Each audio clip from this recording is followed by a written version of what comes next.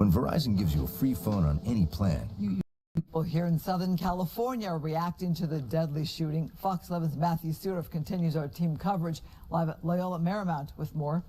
Matthew. Yeah, we actually spoke with the person that Charlie Kirk refers to as his pastor. He flew to Utah to be there with the family tonight, but we spoke with him exclusively just a little while ago. A couple years ago, I met my now pastor, Rob McCoy. The man Charlie Kirk called one of his closest friends. Charlie didn't die today, he began to truly live. His heart was secure in Jesus. Now speaking exclusively with Fox 11 from a hotel in Utah the night of the assassination. Had he ever expressed concerns about something like this happening? Of course, he had a security detail. He received death threats every day. This was obviously, at least from my opinion, a professional hit. Please welcome our guest speaker, Charlie Kirk. Exactly. From his opinion, professional. That's what I was just saying. Like, what the hell? Like, this dude, like, ain't no way they keep talking like a random ass student did it or some random ass person did it, but yet you can't find this person. Like, it feels random, like if it was somebody, even if they did have planning, like, you don't have enough planning to get away from the police. Pastor Rob McCoy routinely had Charlie Kirk as a guest speaker at Godspeak Calvary Chapel in Newbury Park. Charlie called me his pastor. I preferred to be considered his friend and his biggest fan. In your church. Together, they founded Turning Point USA Faith to get church leaders more involved in politics. Charlie fought vehemently, even for those who were detractors. He had them come to the front of the line. He protected their freedom of speech as well.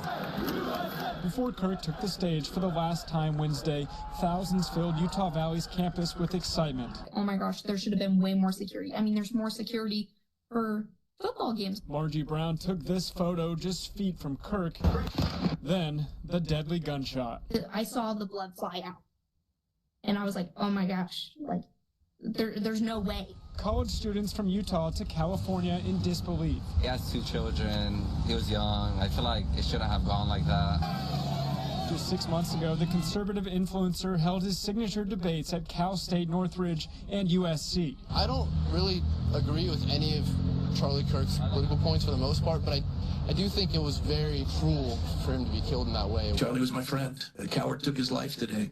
Those who couldn't compete with logic and reason used a bullet. And today, evil thinks it won, but it didn't. They just hit a hornet's nest. And he says that Charlie's legacy will live on through all the lives that he impacted. We'll have more of that interview on foxla.com. Reporting live tonight, Matthew Seedorf, Fox 11 News. Check this out. In just a sec, I'm going to speak with a different accent. And just the manhunt continues tonight as authorities say they are seeking a new person of interest in the shooting.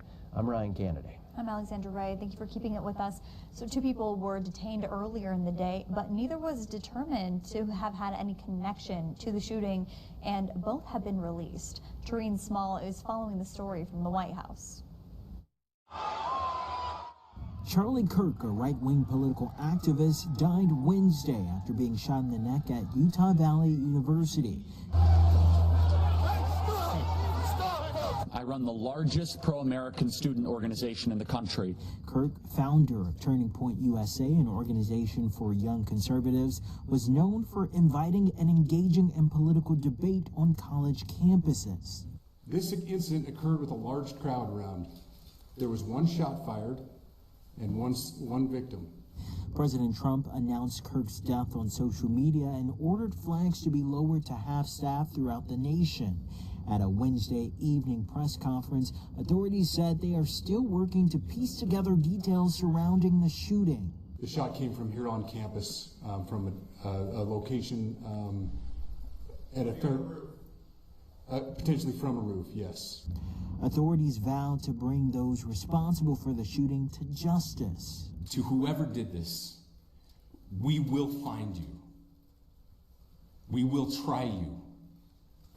At Destiny Christian Church in Rockland, where Charlie Kirk often spoke and worshiped, friends are remembering him not just as a national figure, but his family. ABC 10's Garj Paul Sung explains how the community is coping with the loss. Inside Destiny Christian Church in Rockland, grief is raw. R.I.P. Charlie Kirk. You know, even though Charlie R.I.P. didn't live I don't know who he is or ties, anything about him. You know, Charlie was definitely, he's a friend to Destiny Church for sure. Charlie Kirk's tie here ran deep. He had spoken at Destiny in 2020 and again in 2022, and he was scheduled to return in January. Head Pastor Greg Farrington says they should.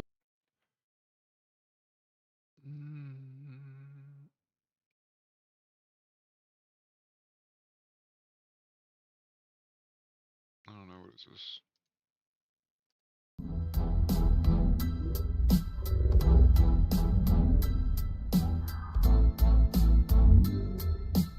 I don't think they could show the shooting on here.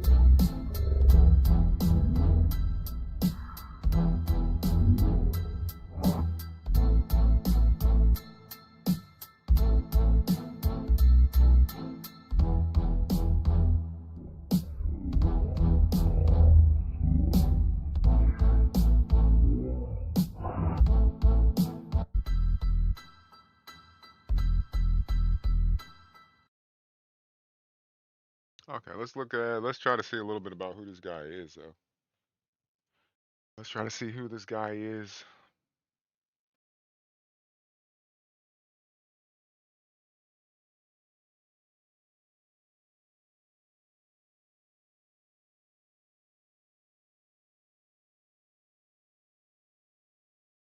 Yeah. Let's look up some of his debates, I guess. I don't know who this guy is or like why it's important, why he was important, why they would shoot him. Like I don't know nothing about him other than he's right. Like right wing, like I'm just trying to figure out why. We have breaking news. Conservative activist Charlie. Like, cause everything I've seen and heard, like it doesn't seem like this was just some random shit. Like, so it doesn't like. If they still ain't found the person, that means it wasn't just some one-off. Like, even if they planned the stuff out, like, it's very hard to get away from a scene like that. Has been killed after being shot in the neck during an outdoor rally on the campus of Utah Valley University in Orem, Utah. And I find it very hard to believe, like, so they captured 2 suspects, but neither one of them had anything to do with it. So you just captured 2 wrong suspects, like. Nobody's there is trained to know where the shot came from to get a little bit more accurate on where to be looking for it. Like, it's just we have crazy. The latest confirmed information in this special breaking edition of On the Case presented by Law and Crime. I'm Chris Stewart. All right, let's see what they got.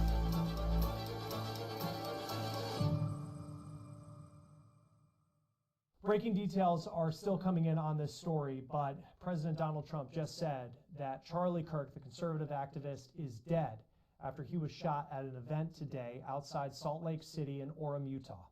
Here's the post on Truth Social the president put out, writing that the great and even legendary Charlie Kirk is dead. No one understood or had the heart of the youth in the United States of America better than Charlie. He was loved and admired by all, especially me, and now he is no longer with us. Melania and my sympathies go out to his beautiful wife, Erica, and family. Charlie, we love you. Now, Charlie Kirk was a conservative activist, very active on social media, and a major supporter of Donald Trump. He became one of the young faces of the MAGA movement, and he was one of the founders of Turning Point USA, a major political nonprofit that advocated for conservative causes. Kirk had been on his American comeback tour. He was going to colleges across the country and speaking on campus. And one of those stops today at Utah Valley University. It's in Orem, Utah. It's about 45 minutes south of Salt Lake. And it's a school of about 45,000 kids. And thousands of people were listening to Kirk speak at the time that he was shot. Now, at the time of this reporting, police say a suspect is still on the loose. Originally, there was a campus alert that went out saying that there was a suspect in custody. Then you had videos circulating on social media of an older man being detained. It is unclear what the circumstances were around that, but it is being reported that man is not the shooter who killed Charlie Kirk. A school spokesperson told the New York Times that a single shot was fired at Kirk from a building on campus about 200 yards away from where Kirk was seated. According to the school as well, Kirk was taken by his security team off of campus. Now, there is video circulating on social media of the shooting and of the moment. that Charlie Kirk was killed. And we cannot show you that video. It is just too graphic to show it here.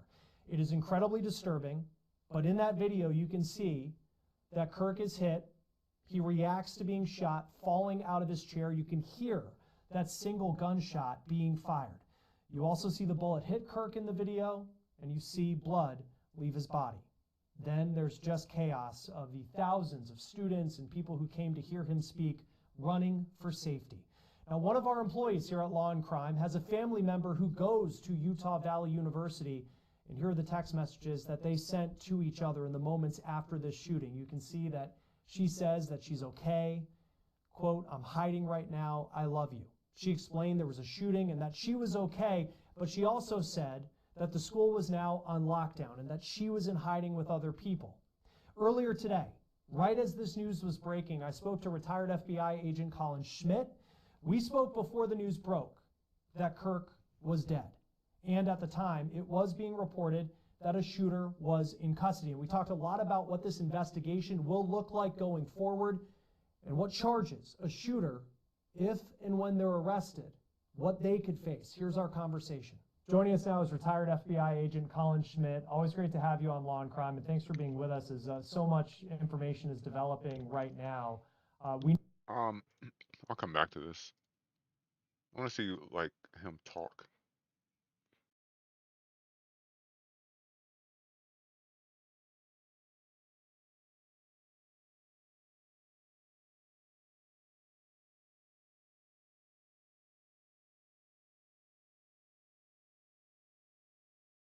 I mean, now that he died, I can't find any of his speeches. Speech, debate. Okay, here we go. 2024.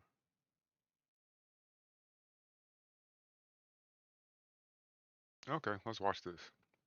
Systemic racism. Let's see what this dude is all about.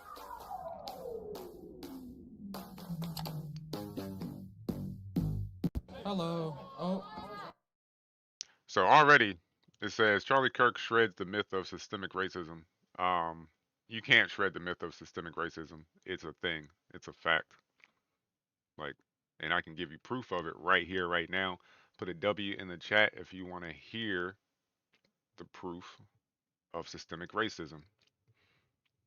W in the chat if you want to hear proof of systemic racism. Guarantee you can't debate me on this too. Guarantee you can't debate me on this. No W's in the chat. Nobody wants to hear my take on systemic racism. Okay then. All right then. We'll just keep it to Charlie Kirk. Be respectful, guys. He can do what he wants. Oh, can I start now? Oh. Nice to meet you, Charlie. I'm a big fan. I think you're a very beautiful man. I admire you physically. But no homo. No homo. No homo. I did have a question. Something I don't find very interesting about you, something I find kind of repulsive, is that I believe you said that the Civil Rights Act was bad and that we shouldn't have that. Okay, well... Oh, thank you. I appreciate that. I don't like you as much as Charlie, though. First of all, what's your name?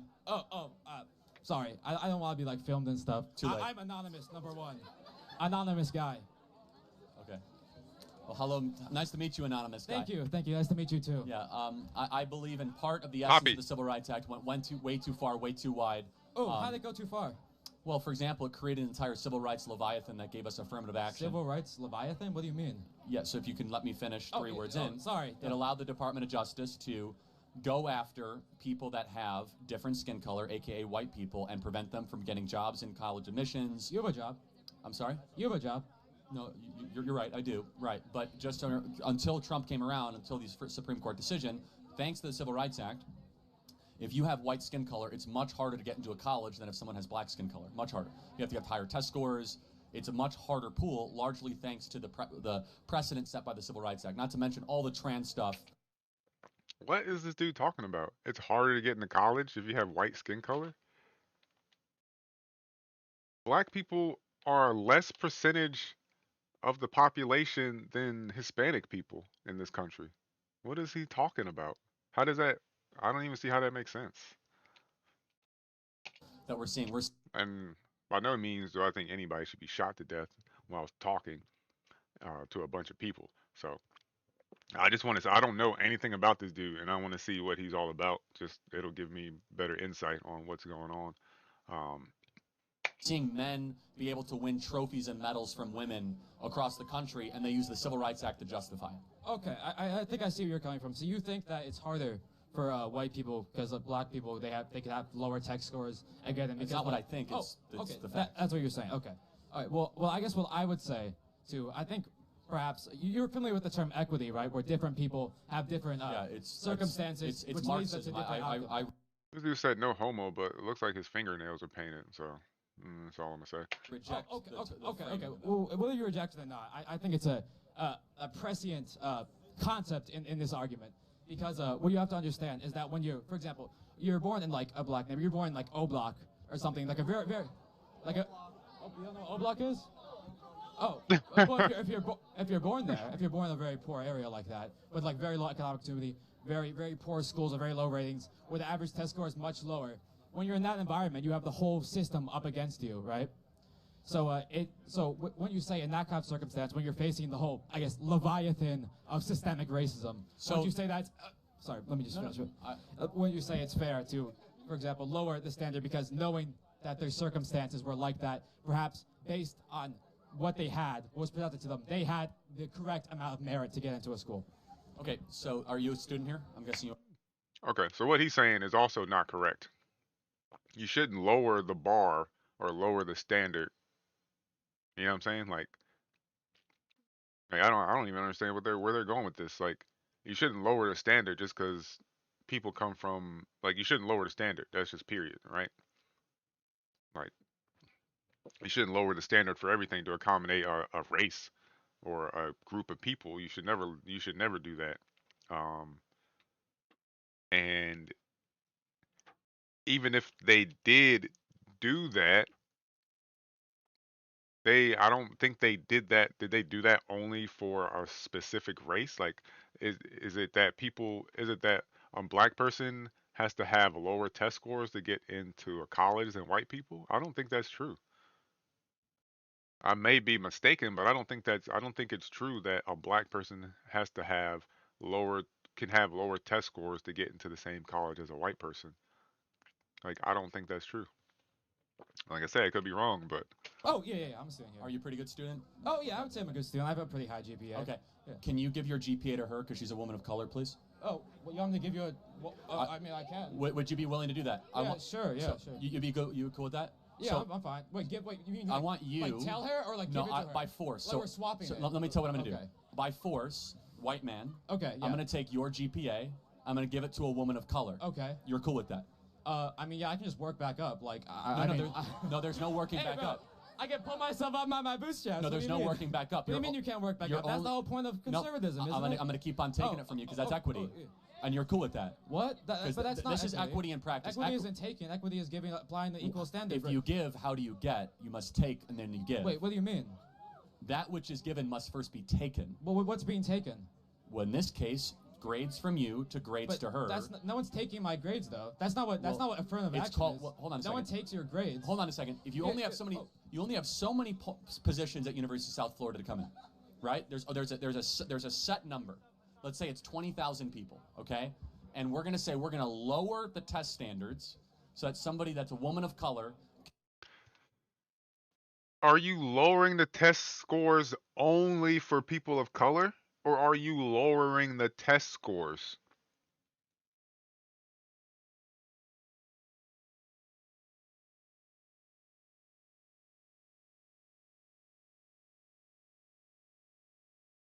Because if you lower the test scores, then you're making it more accessible to everybody.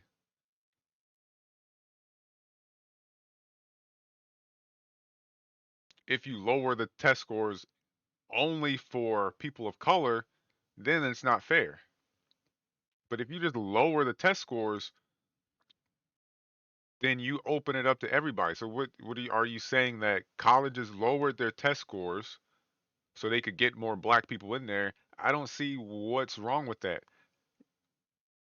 Like, I don't see what's wrong with that. You lowered the test scores so you could get more black people in there. Like you lowering the test scores makes it more accessible to everybody, not only people of color. Like I don't understand that argument unless you're only lowering the test scores for people of color. Can come in, and therefore it's harder for you. So it's a higher bar for. How is it a higher bar for him? How is it a higher bar for him? For you, lower bar for them. Definitionally, that's a redistribution of test scores to somebody. So he's saying it's a lower bar for black people in okay general. Is that true? Because if that's true, then I don't think that's right. Maybe if you lower it altogether, like if you lower the test scores, that makes it equally accessible to everybody. But if you just lower it for black people, like why would you do that? Like,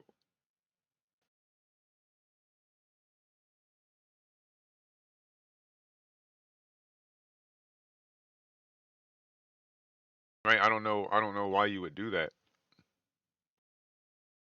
Yeah, I don't know. Well, I guess I would ask then, if we were to do what you're doing, I guess that's what's happening under Trump, right? Well, no, it's actually been happening the last 40 years. Okay, actually, yeah, whatever. Okay, so when you say that, if you do that, then, well, black people aren't going to get into school, and then they won't be able to uplift themselves, they won't be able to have prosperous families, they won't be able to, equalize the economic status, because you need to give them a little jump start. You know what? You have a car, right? How is that? Well, no, now I know who you are. No, it's good. But no, how has that worked the last 40 years? We've had robust affirmative action. No. We've had hiring practices. Has it made black America more successful? I can answer that easily. It's because Has it made black America more successful? Yes. 100% yes. What are you talking about? You allow more people to go to school. Like the problems in the black community aren't only problems brought on by the black community. Like if you think about where like black people in this country literally have no home, right? Black people came from Africa, were brought here from Africa, right? But cannot go back to Africa. Like black people in this country just I mean, most of the issues come from past traumas. You know what I'm saying? Like the things that were implemented in the past are still holding people back. So I guess people are trying to uh I guess the way people are trying to uplift black people, I think maybe they're just doing it in the wrong ways, right? I think that I understand what he's saying, but I think they're just the way people uplift black people, they're doing it in the wrong ways. Like they're trying to, it's almost like they're trying to get their get back instead of just making it equal, right? But one thing's for certain, two things for sure is there is systemic racism in this country. And one example of systemic racism in this country is let's just go to like if you go to the doctor, right? Um, my doctor had a recommended vitamin D levels for me, right? Um, but my vitamin D was routinely low, and the reason my vitamin D is low is because the recommended is like the recommended and base level things in medicine are not based on race. They're based on white people. So when a doctor is telling you what's normal, it's not normal for you if you're a person of color. It's normal for a white person, right? There's no standard. There's like you need a different standard for this certain races, right? So that's why black people and people of color can't get the right medical care in this country because all the medical standards are based on white people. We know that different races have different things going on within them. Like we know different races are different in certain areas, certain ways, but yet all the standards in medical practice are based on white people. That is an example of systemic racism. Somebody debate me on that. Tell me why I'm wrong. Somebody tell me I'm wrong on that. If your doctor's not giving you care based on your race, then that's systemic racism. Somebody tell me I'm wrong. Please, somebody tell me I'm wrong. Nobody? Damn, I'm just in an echo chamber with myself. But yeah.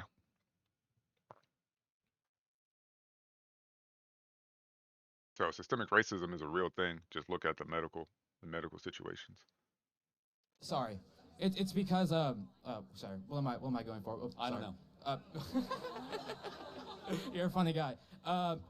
So what happened is even after the Civil Rights Act, you know what I believe the term is massive resistance. It was a movement in after the Broad versus Board of Education in Virginia, where essentially the legislature, which was still white supremacist, which is still extremely racist, they decided that no, we're going to do everything that feasibly possible within our means to stop black people from going to white schools. You even see this in I believe it was the Little Rock Nine, right? Even after it was legalized at the state level, white supremacist mobs still mobilized to prevent it. So even if it de facto it's gone, de jure it still exists. Let me ask you a very simple question. Yeah, a term you keep on throwing around. Got you.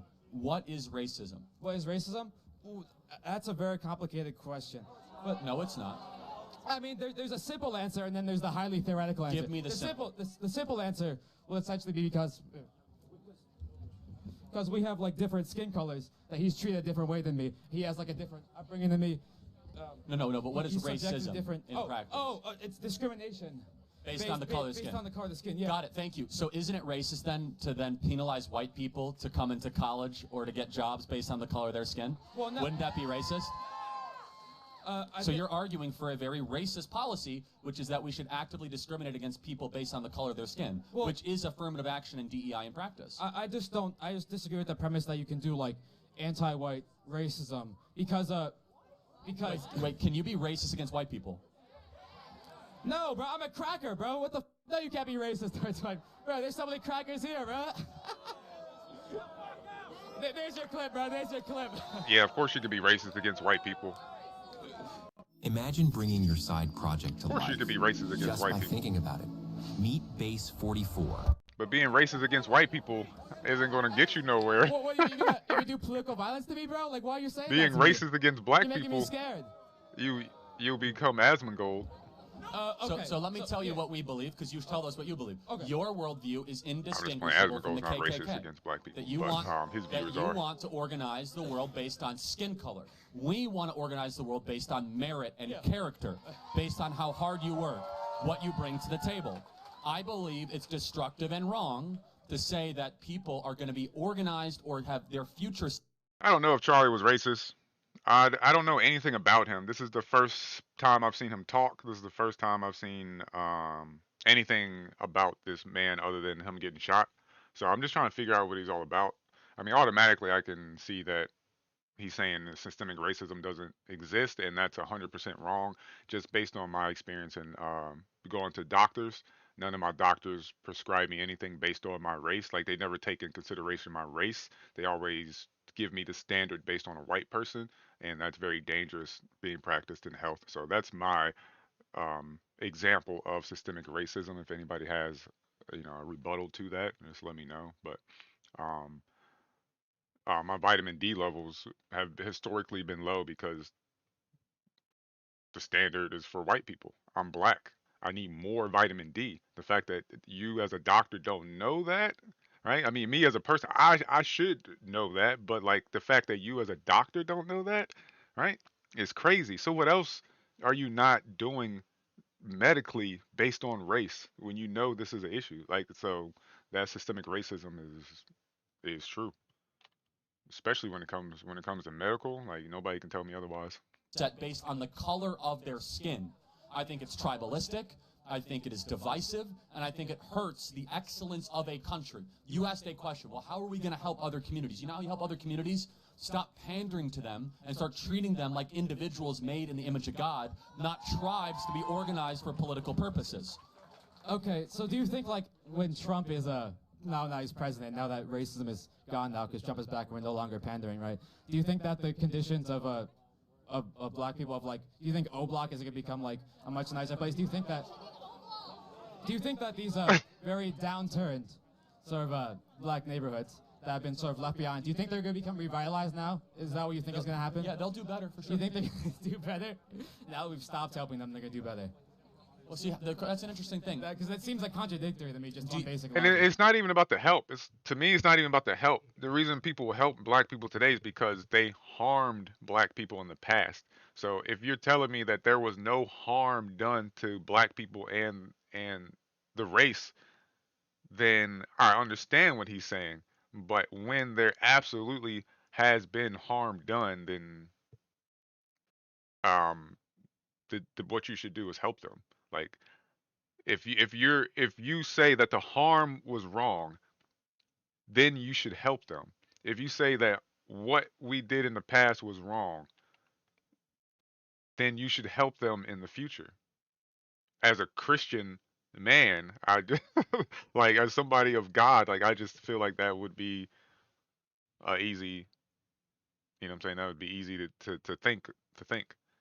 Like people were brought here as slaves. No, you didn't bring the people here as slaves, but you know that they were brought here as slaves and there was racism against them. So like I you know what I'm saying? I don't so you saying that helping them is wrong now doesn't make any sense. Hey, what's up, Mudkip? I'm just talking shit about some politics. Definitely not racist. Very few differences between us. All people slaves, not just black people. Doctors are not systematically racist. Why? Tell me why they're not systematically racist. If my doctor is giving me medicine based on the standard of a white person, how is that not systematically racist? Tell me how that's not systematically racist.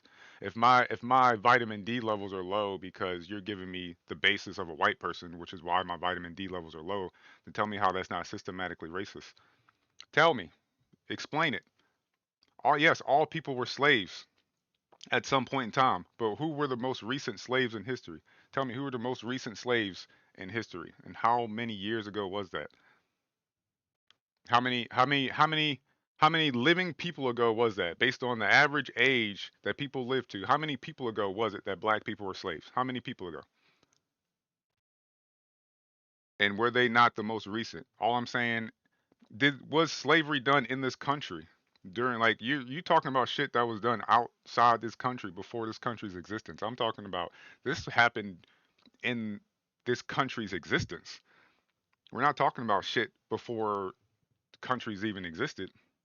We're not talking about shit in the distant past. We're not talking about Egyptian dudes running around in loincloths pulling big ass blocks. Like we're not talking about that kind of slaves. We're talking about shit that is where some people are still alive to remember.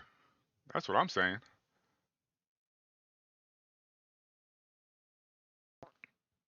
Like if I punch you in the chest, you know what I'm saying? Like if I punch you in the chest, right?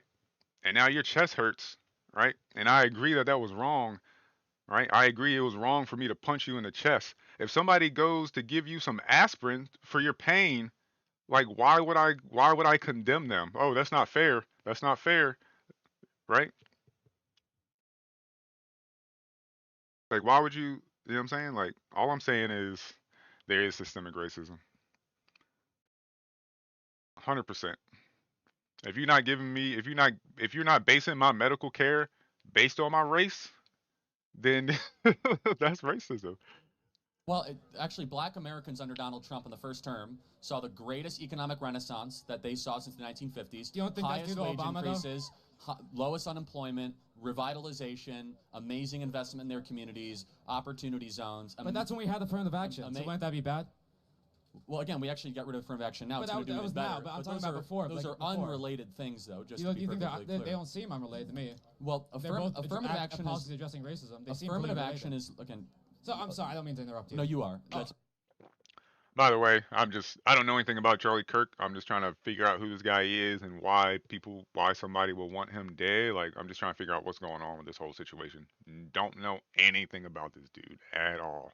Didn't hear about him until today. Okay. I'm sorry. Affirmative action is largely federal government hiring practices and the adjacent institutions. I think that all communities will do even better when we stop living under the soft bigotry of low expectations. Inherent in your argument is that we have to pander to certain communities based on the culture. I I don't go for that because they don't agree with him. Somebody shot him. I don't go for that. It could be true, but seems like more. I don't. I don't. I don't. I don't know if that's true. Got shot over his opinions. I don't know if that's true. I'm not sure why somebody would shoot him. I mean, yeah, he's strong and opinionated. But to me, it seems like there would have to be more to it. Like, especially the fact that they ain't found the dude. Like, you ain't find the guy who shot him. Like, they're in all the news coverage I've seen makes it seem like this is a one-off, like some random. I'm People hate a lot of people, but they still don't get shot. I'm just saying it seems like it's I don't know anything about him or anything about the situation, but it seems like a hit just coming in. Just coming in, it seems like a hit. They're trying to make it seem like some student ran up and shot him or some random person shot him, but yet you can't find this person. I don't care how much planning you do. I don't care how much planning you do. If you're a bum off the street or some random person, like you would have to be talking about ex-military or somebody who served to pull this off and get away. He got shot from 200 yards. But I'm just saying, how have you not found this person? How have you not found this person?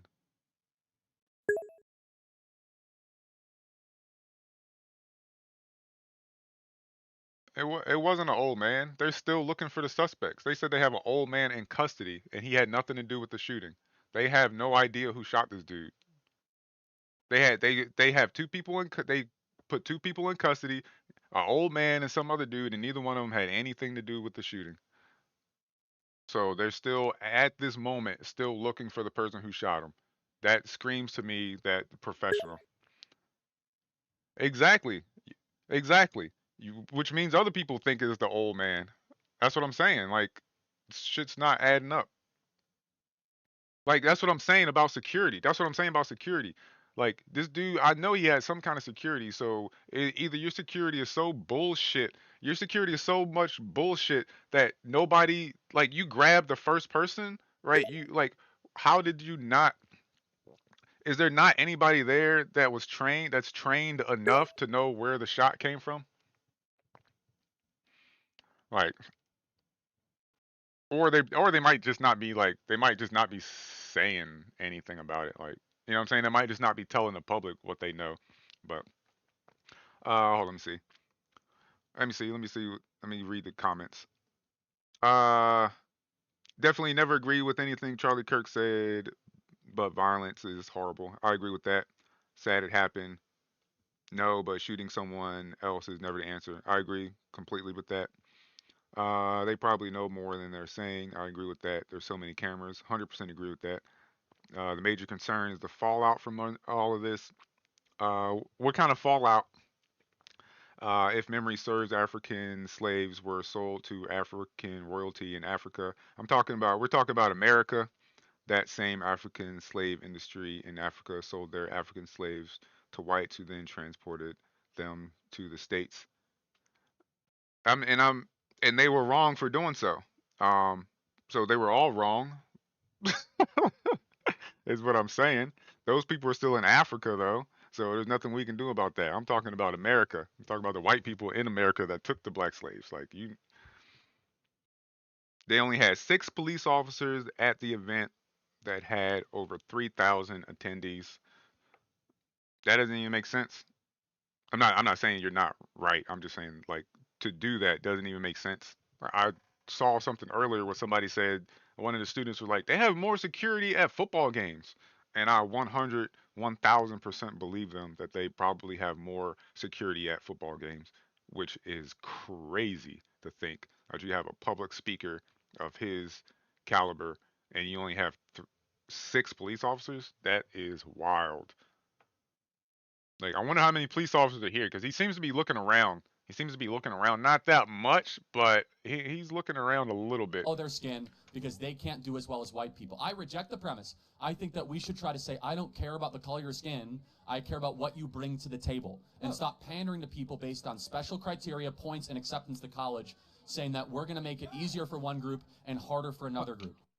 I mean, I agree with what he's saying. I just don't think you should remove things that help black people because they have been held down, right? I don't think I think removing things that help black people kind of enables racists to think the way they think. You know what I'm saying? Like, I don't think it's pandering, though. I think it's understanding. Okay, but let me. Do you think that circumstances and working based on that? Do you think that we should have black-only dormitories in America? No. No. Why would I want that? Okay, well, there's hundreds of schools that have those actually. And they're wrong. They're not, white people are not allowed in. No, white people are not allowed. White people, yeah, that's why I said white people are not allowed in. Correct. We have black-only graduation ceremonies across the country. And I don't agree with that. Unless it's a black college. Right? No, like the University of Michigan has one, Yale has one, Harvard has one. Yeah, I don't agree with that at all. We're agreeing that that is wrong. That is the furthest extension of hyper race obsession. So you have to, you could 100% there is some of that hyper race obsession. Merit obsessed. We as conservatives decide to be merit obsessed, to build a country based on how hard you work and what you're able to deliver. How hard you work and what you're able to deliver. I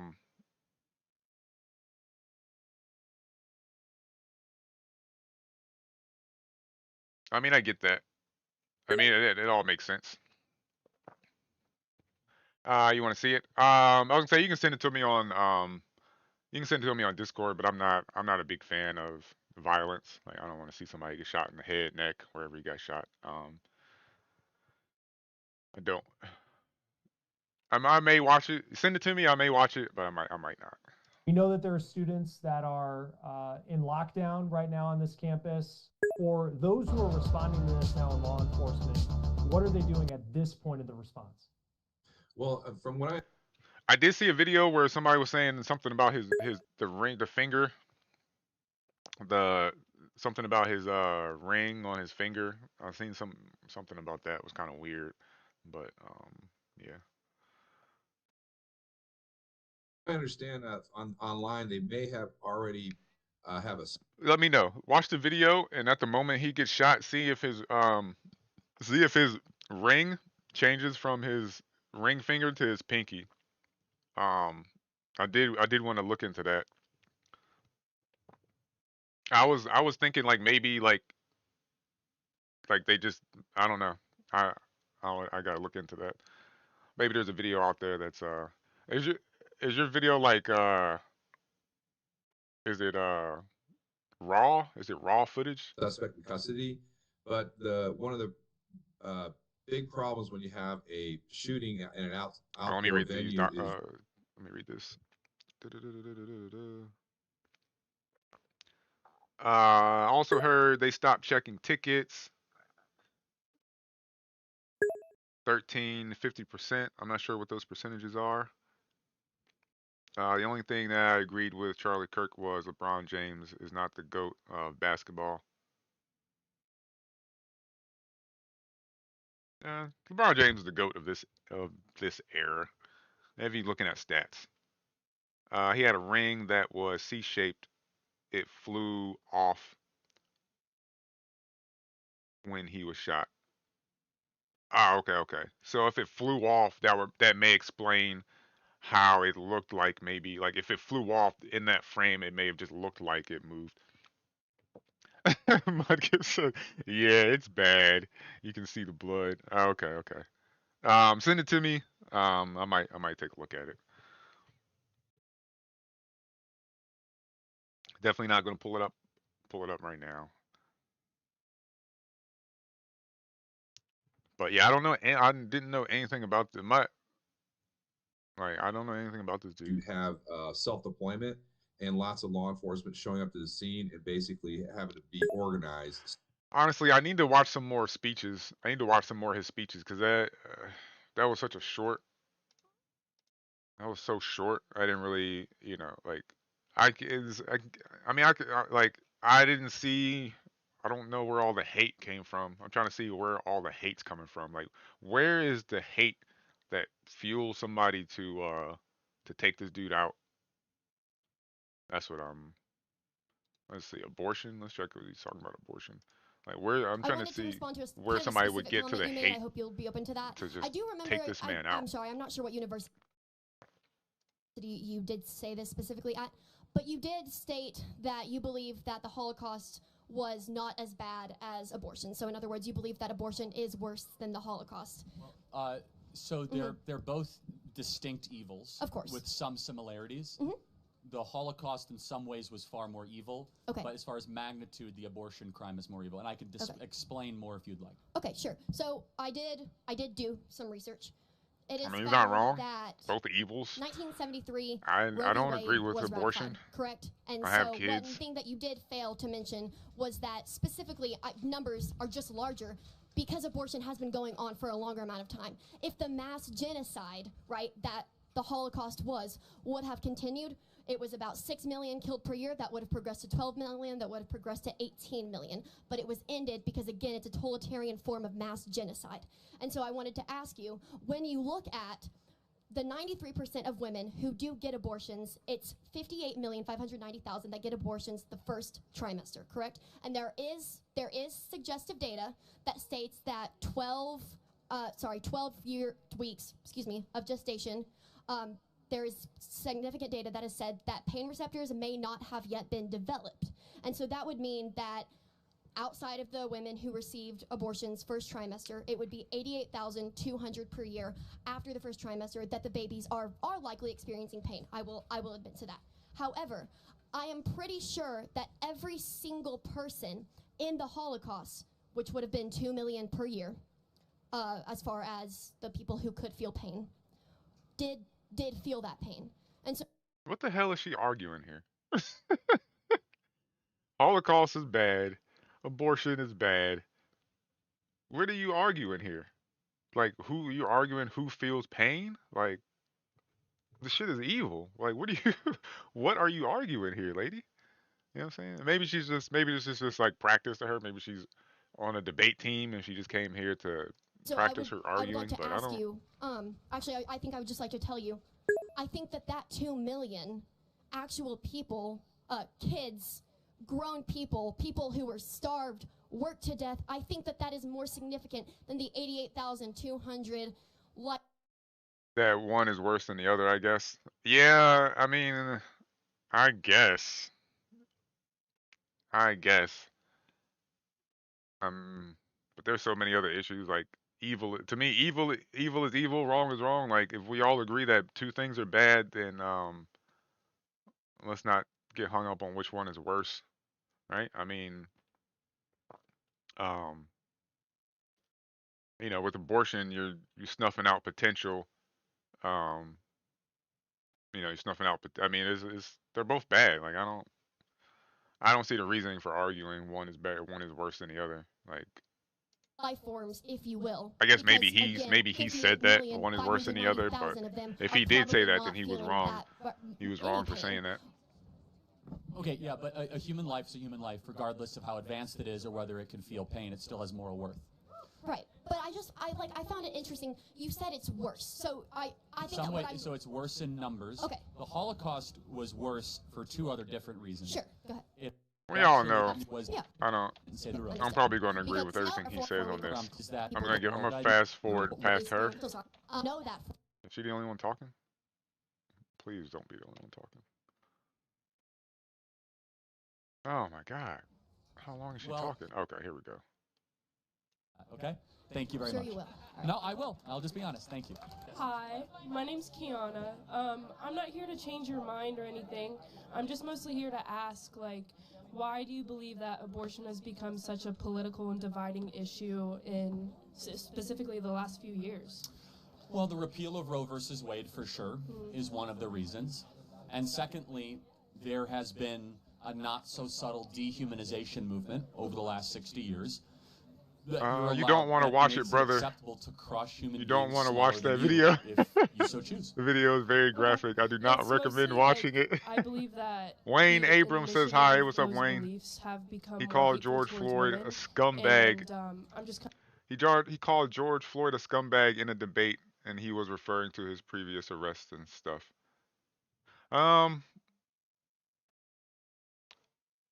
So I mean, I'm not going to sit here and say that George Floyd was the most upstanding person, prior to his death. But just like Charlie Kirk, nobody deserves to go out like that, in my opinion. What he doesn't make, what he did doesn't make what police did to him right, but he was not a good person at all. I don't know him, so I can't. I don't know him, so I can't say. I would just be it's just be based on his arrest record. But to be honest, if some of you saw my arrest record, you would think that I'm probably the worst person in the world. But police lie. Straight like that. Police lie, embellish, and upcharge people for shit they haven't done. So it's hard for me, knowing what's happened to me, it's hard for me to sit here and say that he was a scumbag 100% just based on his arrest record. My Cinema Gaming said, kill the messenger, but not the message. So far, I can't say that I disagree with everything that Charlie Kirk has had to say. I'm just, I'm just learning about him. I don't really know anything. I haven't seen him talk or do anything about him before today. So I'm just trying to see why he was important and why someone may have wanted him gone. I can see somebody getting offended over calling George Floyd a scumbag. That may be a reason. He was a woman beater that died of a drug overdose. You're 100% wrong on that. He didn't die of a drug overdose. I don't. Just because he had a wife beater on doesn't mean he beat women, and he could have. That was the communist Marxist done for the American people. It was Black Rock. It was Black Rock. Hey, I don't know. And I'm not going to act like I do. I do not know. I just I'll tell you why I'm here trying to figure out what's going on with Charlie Kirk. I'll tell you. I'll just be honest with y'all. This happened 2 days after this happened 2 days after that UFO hearing. Like, so if anybody was here during the previous live stream, I did a live stream of the UFO hearing yesterday, and then today this and after that live stream, I was like, oh, I wonder how much of this stuff from the hearing is going to be in the news cycle, right? And then when I woke up, I seen that Charlie Kirk had got shot, and that completely changed the news cycle. So my conspiracy mind itself, I'm thinking like, damn, they changed the news cycle that quick. So I was like, well, let me see who this person is. That's what got me here. I'm like, well, let me see who this person is and why they're so important and how they were able to change the news cycle. But now that I see how close he was to Trump and how dear he was to the Republicans, now it makes sense. They don't want us to have a voice. We don't have a voice. We're only subject to government. We're not part of it. We're only subject to it. We're not actually part of government anymore.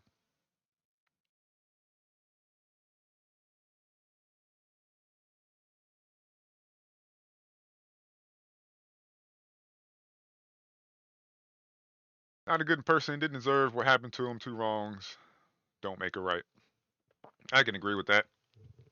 Like I said, I don't know if he was a good person. He could have been a despicable person. But who knows? He could have changed. Who knows? He could have changed. Um, one thing's for sure is the person who killed him was worse than he was because George Floyd never committed murder. So the police did. So who was worse, in my opinion? George Floyd had an arrest record. The police are now murderers. So who was the worst person? That's all I'm saying. The police had one job to do. They failed. Police always fail the job. Police don't do their job. Police job is reactive. It's not preventative, right? Police they don't they're not here to do anything to prevent a crime. They're here to capture the person after they commit it. That's what they're here for. Police don't even hardly investigate shit.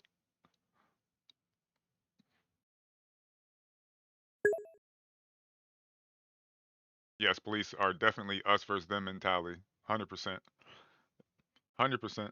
We are the others to the police. I don't care whether you can keep thinking that police brutality is a black thing, and that's when you're gonna get got. You can keep thinking it's only black people that you safe around police because you're not a black person or you're a different skin color. All right, you can keep thinking that. But just like dude said, it's a us versus them mentality. You are the other, right? Black people get treated more unfairly, in my opinion, by police. But trust and believe, they treating everybody like shit. Unless you got money. Unless you got money. If you ain't got a certain level of money, like they stepping on your civil rights. Period. He had his own security. That security was shit. Kind of wondering, like, what is the incentive with all of these points? Like, why should we not have the option to choose? Do I, or do you have the agency or the choice to murder? Hold on, let me see what Mudkip yes. said. We There's had a black guy consequences, get but I shot do in have our under the community. law. If you want to look him up, Steve Perkins. The police shot him outside his home. Okay, I'll look that up. I'm gonna pull it up. I'm gonna queue it up for later. I'm actually interested in that.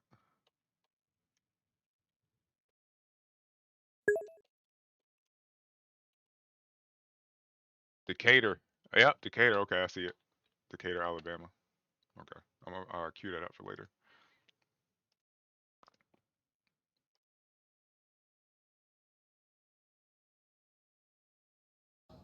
No. Okay, so therefore, that's our position.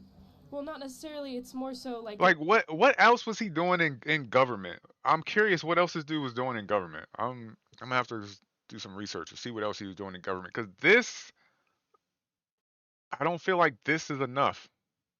In the aspects Yet, of I don't when, feel like yet. the I don't feel like mother's this is life is in enough. danger, and those special circumstances. Like, why can we not have those options in those situations either? Because no one is inherently going out saying, "I just want to kill babies." That's not anyone's point here. Well, yeah, it's more so the point you of. You should look at a Planned Parenthood ad. I mean, that's basically what they do. But so less than half of 1% of all abortions have to do with rape, incest, or life of the mother. 99.5% of all abortions have to do. This is all he did. He goes to colleges and debates people. I guess. Yeah, like, I mean, I guess I can see where people will get mad about the way he thinks and different things, but like, has he actually put laws into existence that changed things that, you know what I'm saying? Like, has he actually done things to affect people's lives outside of talking about these things, right? I know he's a popular right-wing figure. I know he's dear to Trump. But like, what has he actually accomplished in government that may have affected somebody's life? Like, that's what I'm trying. I guess that's what I'm trying to get to.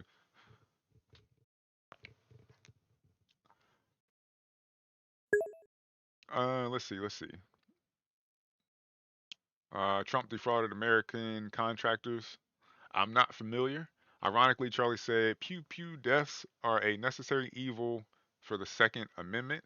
Well, yeah, I'm not sure. I'll have to think about that a little bit more. He preached hate. So far, I haven't seen him preaching any hate. So far, I haven't seen him preaching any hate. I've only watched two little snippets.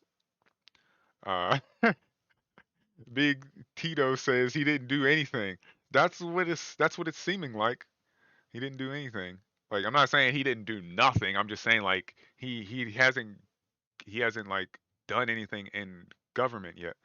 AI overview. Charlie Kirk is known for co-funding conservative youth organization Turning Point. Yeah, I saw that he organized that stuff. Like, so maybe it has something to do with his influence over um, college age kids. I mean, I can see something like that, but still, for this to be somebody in for somebody to have shot him in our society, for this to be a student or some random person. I mean, it could just be a nut off the internet, but nothing more or less to be open to talk and embrace with love. He questioned black pilots' qualifications. Um, I mean, if he's saying that qualifications were lowered for black pilots, right, while not being lowered for white pilots, then I can see where you would question the qualifications, right? If white pilots are here for their qualification and black pilots are here for the qualifications, right? Then I can see where you would question them. you'd be like, maybe you need to, you know, you down here. Maybe you should try to get up. You know what I'm saying? Like, I can understand that. He preached his own beliefs. Nothing was hateful, just based off of facts and statistics. I haven't really disagreed with too many things. The only thing I disagree with him so far and watching him talk is the systemic racism, and that's just based on my experience with medical people. Like, everything in the medical field is based on white people and their standards, and they will treat a black person based on white standards. So that's my example of systemic racism, and nobody can tell me otherwise. I mean, you could, if you can change my mind with the correct points. I'm not saying he bad or good. I'm just saying it's ironic how he died from pew pew death. Yeah. I guess maybe I'll have to see what his. I mean, again, like, if he was for Second Amendment rights, I ditched the Antifa and found Republicans, not MAGA or conservative, too far right people took me in like family. Yeah, I don't lean left, I don't lean right. Um, I dislike all parties. I dislike all parties, pretty much. They weren't. They had enough airtime. He questioned all the pilots for qualifications. There are many things he said I disagree with. So far, only a couple things I disagree with. Everyone disagrees with him because you're right to disagree, but nobody who is rational can say they hate him personally. That's so far. That's the conclusion I'm coming to with very limited exposure to him. Systematic racism definitely exists. I agree with that. He said empathy is bad. I don't agree with that. I mean, empathy can be bad at the wrong moment. If you give empathy to the wrong person, they'll take advantage of you. But in general, I believe empathy is good. Any American should be all for the Second Amendment. I'm all for the Second Amendment. Empathy can be used as a weapon. Exactly. Empathy can be used as a weapon. Nobody should die over their opinion, period. Exactly. Nobody should die over their opinion. Narcissism is bad. I agree with that. People can use your empathy and twist it against you. Exactly. 100% agree with that. 100% agree with that. I agree with all that. South Park just made fun of him like 2 episodes ago. They called him a master, the master debater. I don't know about. I mean, he's debating college kids, so like, I would say he's probably on a higher level. You know what I'm saying? It's like an NBA. That's like making it to the league, and then like, you know, playing a bunch of college students and calling yourself a master. Like, it's just my opinion of it. He was trying to help college kids understand their beliefs. I can see that. I can see that. Because I mean, college age kids are like, I'm not gonna say impressionable, but still learning. So. With just a form of birth control. Man, I appreciate everybody for rocking with the stream, and whatever type of birth control you were using didn't work.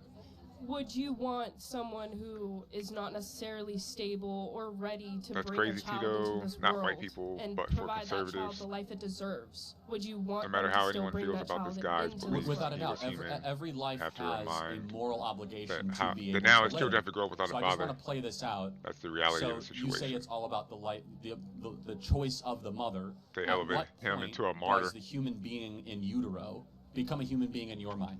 Because it must. I don't even know if they elevated him high enough to be a martyr. Like I just found out about this dude today. I would say more so in the 2nd to 3rd trimester. And it's not like I don't pay attention to politics or I don't know people on the right wing. Like, I know Tim Burchett, I know Anna Paula Luna, like I know Matt Gaetz. Like I know political figures, but I have never heard of this dude until today. Got it. So just be respectful, guys. But why then? I mean, what happens in the 2nd and 3rd trimester specifically that all of a sudden human being, Well, it goes from a clump of cells in the 1st trimester to the heart being developed in the brain and So the nervous when does the system. heart begin?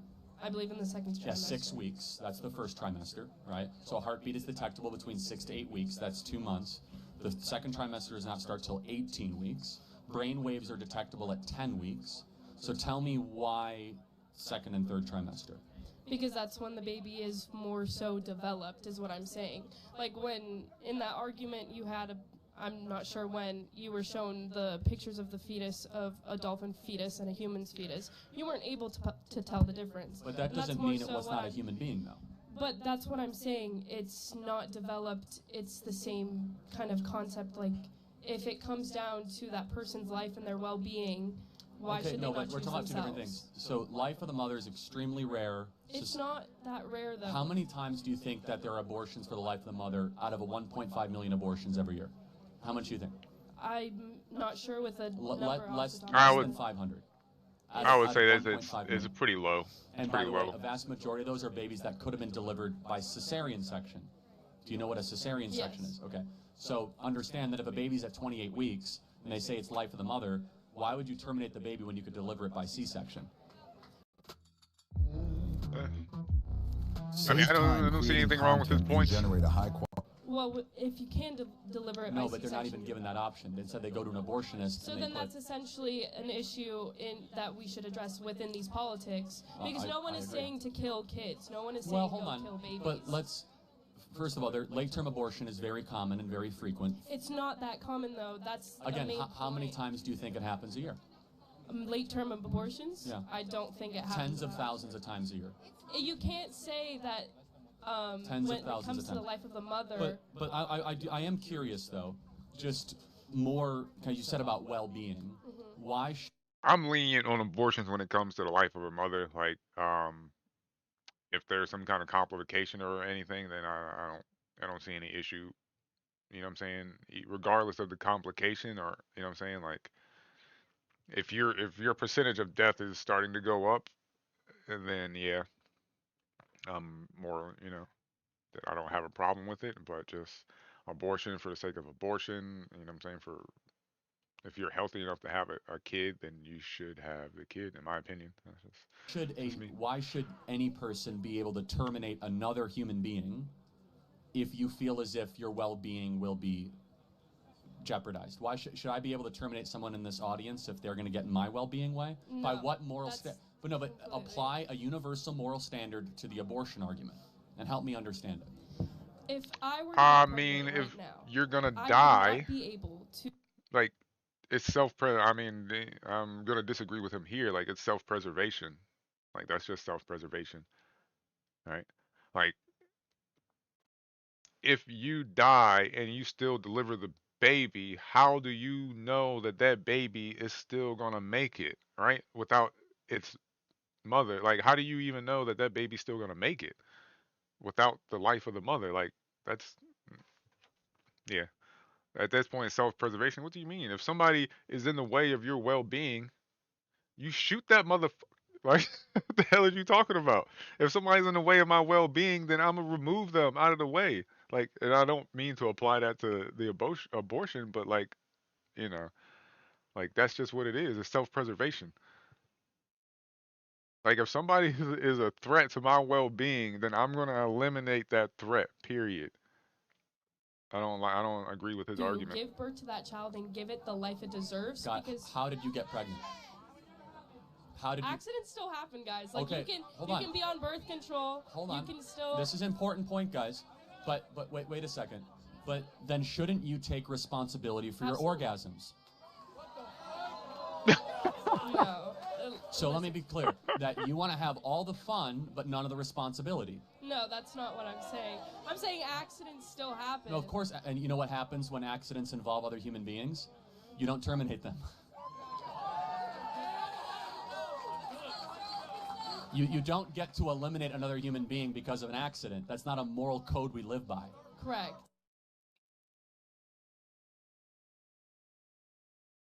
But why do you not care about the outcome of that human being's life? Okay, so you don't get to eliminate another human being based on an accident. Then how about all these police that shoot unarmed people who they think have weapons? Right? They need to all go to F the jail right now. You don't get to eliminate, keep that same energy when it comes to policing. You don't get to eliminate another human being. You accidentally draw your gun instead of a taser, you're going to jail. You accidentally do anything and kill somebody, you need to go to jail. Period. So, sorry, so by his logic, you guys should be happy he not alive. Oh man, Charlie Kirk was hate personified. I'm not seeing it. I'm not seeing it yet. They were practicing what he preached. If you kill someone because they said words in a disagreement, it's not self-preservation. No. If you kill nope. If you kill someone because of words, it's not self-preservation. Not at all. The guy who unalived him was practicing what Charlie Kirk preached. I don't know about that. How so? Two wrongs don't make a right. Everything you're talking about is wrong. I'm not even saying what's right or wrong. I'm just saying what is. If you get in somebody's way, they will remove you out of the way. Whether it's right or it's wrong, it's gonna fucking happen. Period. Second Amendment is for self-defense, not murder. He I was talking about if somebody's in your way. Like if somebody is threatening you physically.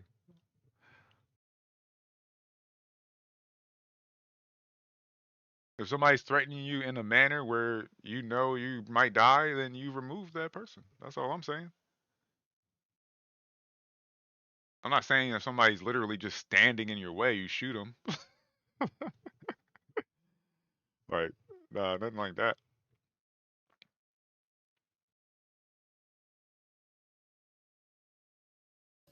Of course I do. No, I mean. But you don't, because if I were to give birth to a kid right now and it's living in horrible conditions, because I'm just a college student, why do you not care? Why do you not put in funding into those establishments to help them? Everything that we believe in is about the betterment of that kid's life. Safer streets, for more police on the streets. Want to have better schools and school choice so that kid can read and learn. Stronger churches so that that kid can learn about a strong ethical code. Why does that matter if I can't afford a house for this kid? Well, but hold on, I'm going through the list of all the things that can happen. Curtailing inflation so you can have purchasing power for that kid. The point being, everything that we as conservatives believe in is making it easier to have children in this country. And just because we don't want more government money spent on something, which actually makes it harder, does not mean we don't want that thing. But it's a red herring argument. We're talking about the morality of the elimination of a life. Right? And so I just want to be totally understanding of clear that what species I disagree. You should be giving people money. 6 weeks. I disagree. I disagree with him. I think you should be giving people money to help them out. Straight like that, especially single parents or people with kids. No, I understand. It's a zygote. He is lying about everything. The species. He could be. I'm sorry, what was the that? species. He's pro-death.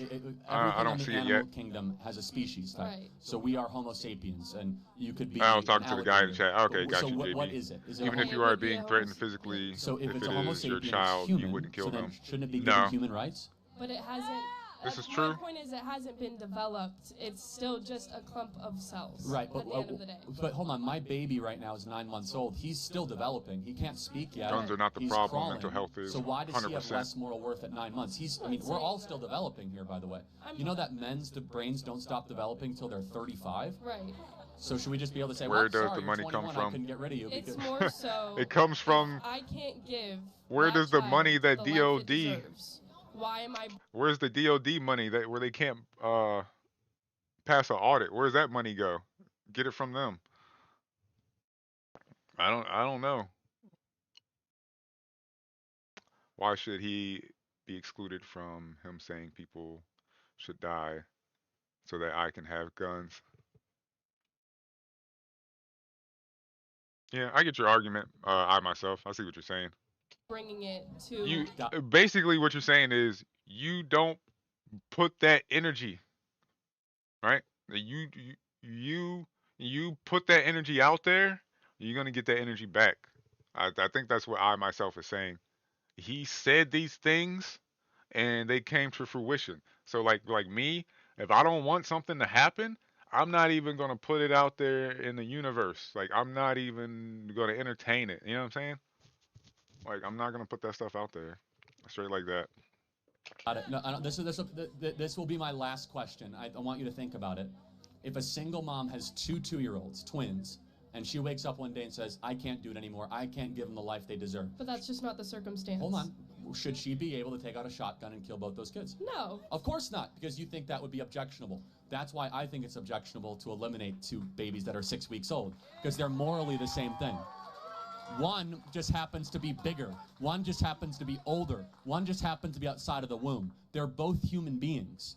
And you have something in you that says, no way is it okay to kill a 2-year-old. That's called your soul talking. What I'm trying to do is connect reason and your soul and have that same sort of objection no when you see twins on an ultrasound. I just believe you're looking at this more emotionally than scientifically. I gotta agree with you can believe that. I actually am looking at I gotta agree with Charlie on this one, because I could tell you down to the minute when human life begins. You kind of give Charlie me a Kirk range. represents repressive Your political life power. We'll not see. at birth, but I'll at conception. Maybe I'll come to that conclusion. That's your opinion. You don't know if he was willing to put his life on the line. I Your don't eye know. color, your skin color. No, I do. He was clearly ready to put his life on the line. Because if I had to say so, I would say he's not 100% comfortable in this setting right here. I would say many of people have told him, "Hey, man, like don't get shot out there." Like, you know what I'm saying? Like, "Hey, man, these threats are kind of like." I would imagine people have told him how dangerous what he's doing is at certain times. So he amplified racism. I'm not seeing it yet. I'm not seeing the hate yet. Like everything he's saying is logical. I'm not saying I 100 agree with everything he's saying, but so far probably like 80% of what he's saying seems okay. Charlie Kirk represented logical thinkers. He's very logical. Yes, so far everything he's saying is pretty logical for the most part. Your tastes, your wants, your desires, your interests, introverted or extroverted, whether or not you're going to be tall. Only thing like I said, the only thing I disagree with him on is the systemic racism. Like, you got to help people out that have been systemically suppressed in the past. Like, you got to help them out a little bit. If you want to get rid of the things that I agree, some things have gone too far, right? So if you want to get rid of those things that have gone too far, but removing everything, I don't think is the answer. And saying systemic racism isn't a thing, all you got to do is look at the medical system and look at the prison system to see the prison system and the medical system, and you'll see that there is systemic racism.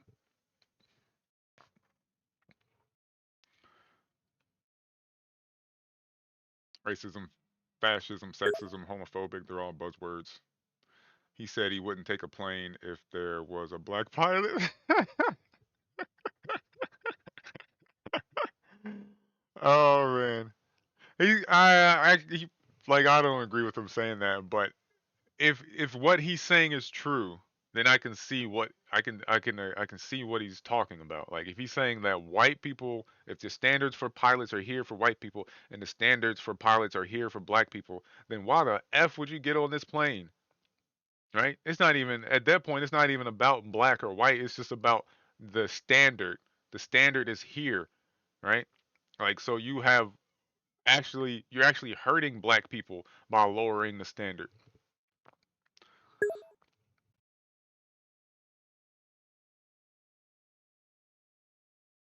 Like, if you just lower the standards all the way around to get more black people in, like, that's fine, right? Because that means there's more opportunities for everybody. If you lower the standards, that means there's more opportunities for everybody, right? But if you only lower the standards for a certain type of person, then that's not good.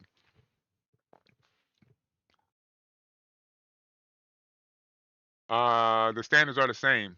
He was lying about DEI. Same qualifications. No one is lowering the standards. That's what I was saying. I can't see that being a thing. If it is a thing, I don't agree with it, but I can't see I can't see places actually lowering the standards. You know what I'm saying?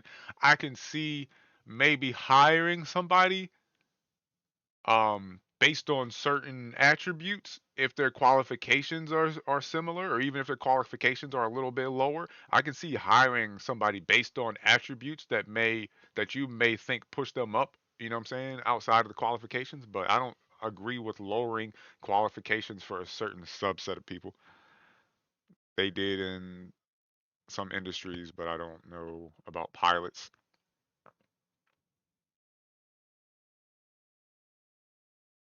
God bless Charlie Kirk and his family. Glad to see DEI finally being put away. Hey, I lost my job due to DEI.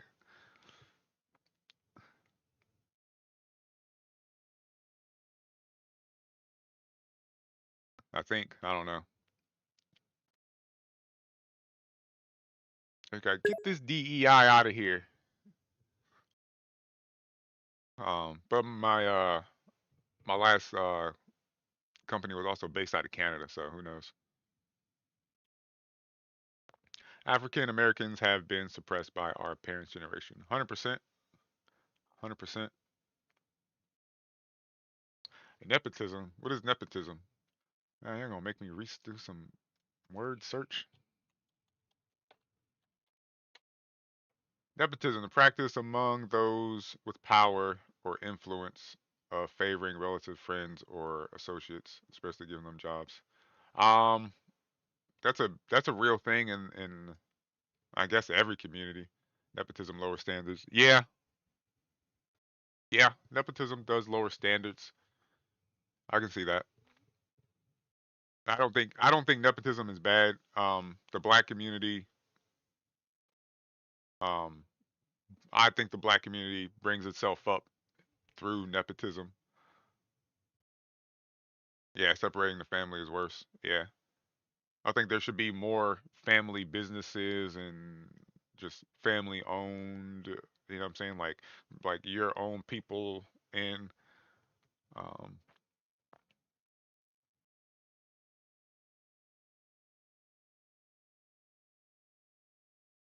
Decided in that moment. You know why? Your DNA was formed. look up. And Hey, with look, that, you. Margaret What Sanger is your and see marker as a if human you being? still support As we abortions. map the human genome, we realize everything about you. I'll see who Whether or that not you is. have a I'm not sure. predisposition to heart disease, whether you're going to be tall, short, extra wide, skinny. It's all in deoxyribonucleic acid. Correct. And the DNA does not start in 6 weeks or 8 weeks or 10 weeks or 20 weeks. It starts at conception. And that's when you were formed. That's when you came into this world and you were worthy of protection. Thank you very much for your time. Thank you. It's all right if you have an opinion. I'm saying it's not all right if you don't understand how the female reproductive system works. Let's pop quiz. When does heartbeats begin for babies in utero? Have you ever eaten an egg before? That's yes or no. Have you ever eaten an egg before? Scrambled, yeah. Okay, so would that be you scrambled a full chicken?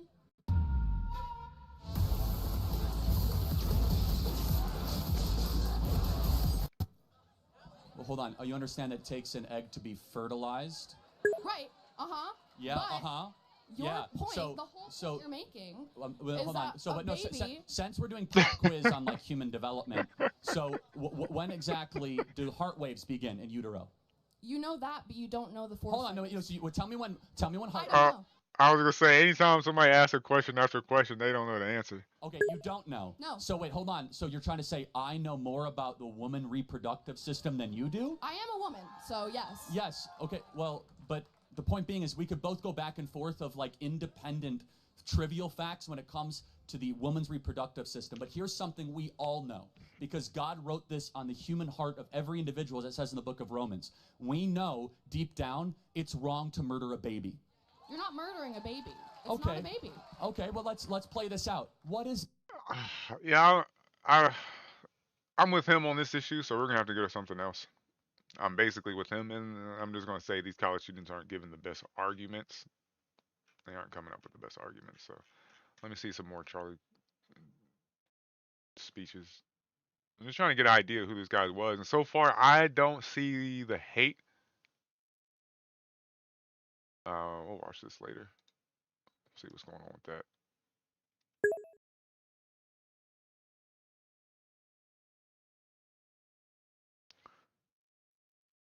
Mudkip says, I agree with the a lot of stuff he says. Maybe that's because where I'm from.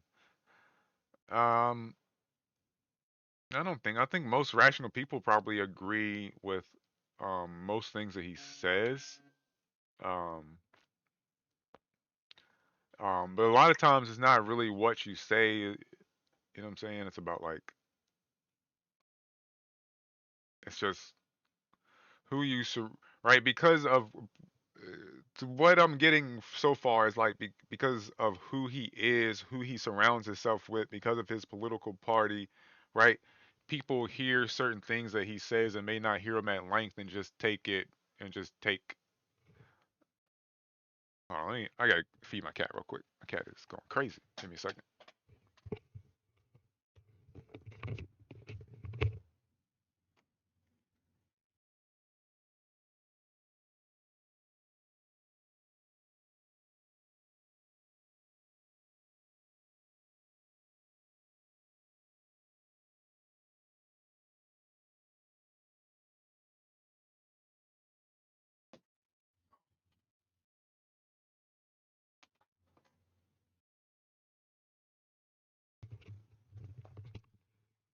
All right, he just wanted to come in and hang out for a little bit. He just wanted to come in and hang out for a little bit.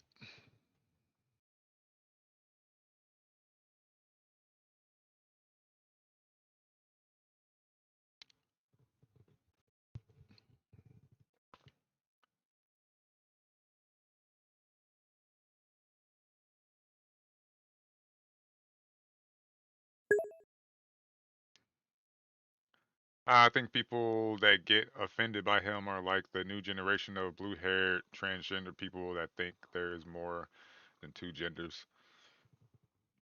Yeah, I'm not sure.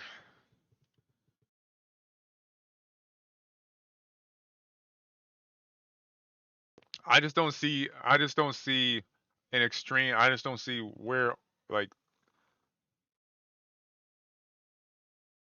I'm just not sure. I just there's people you can hate way more than him. I guess that's what I'm trying to say. Like there's people out there saying things way worse things that you can hate way more than him that have done way more to affect people's lives than him. Like that have actually done things in government to affect people's lives. So that's I guess where I'm at with it.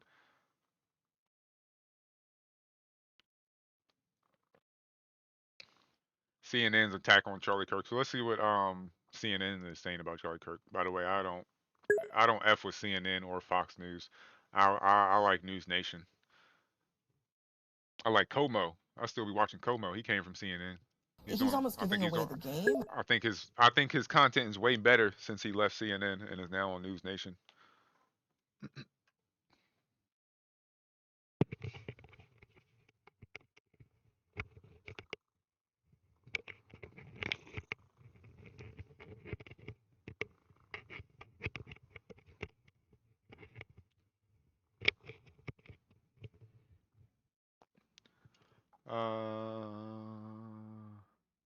Sorry, I missed some of the comments.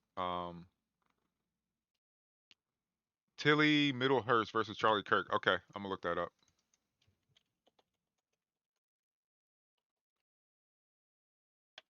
I'm gonna look that up. Stop. I'm gonna look that up here in a moment. He was actually killed. Was he actually killed, or was it just an attempt? He was actually killed. Watch Charlie versus Cambridge. Okay, let me look that up also.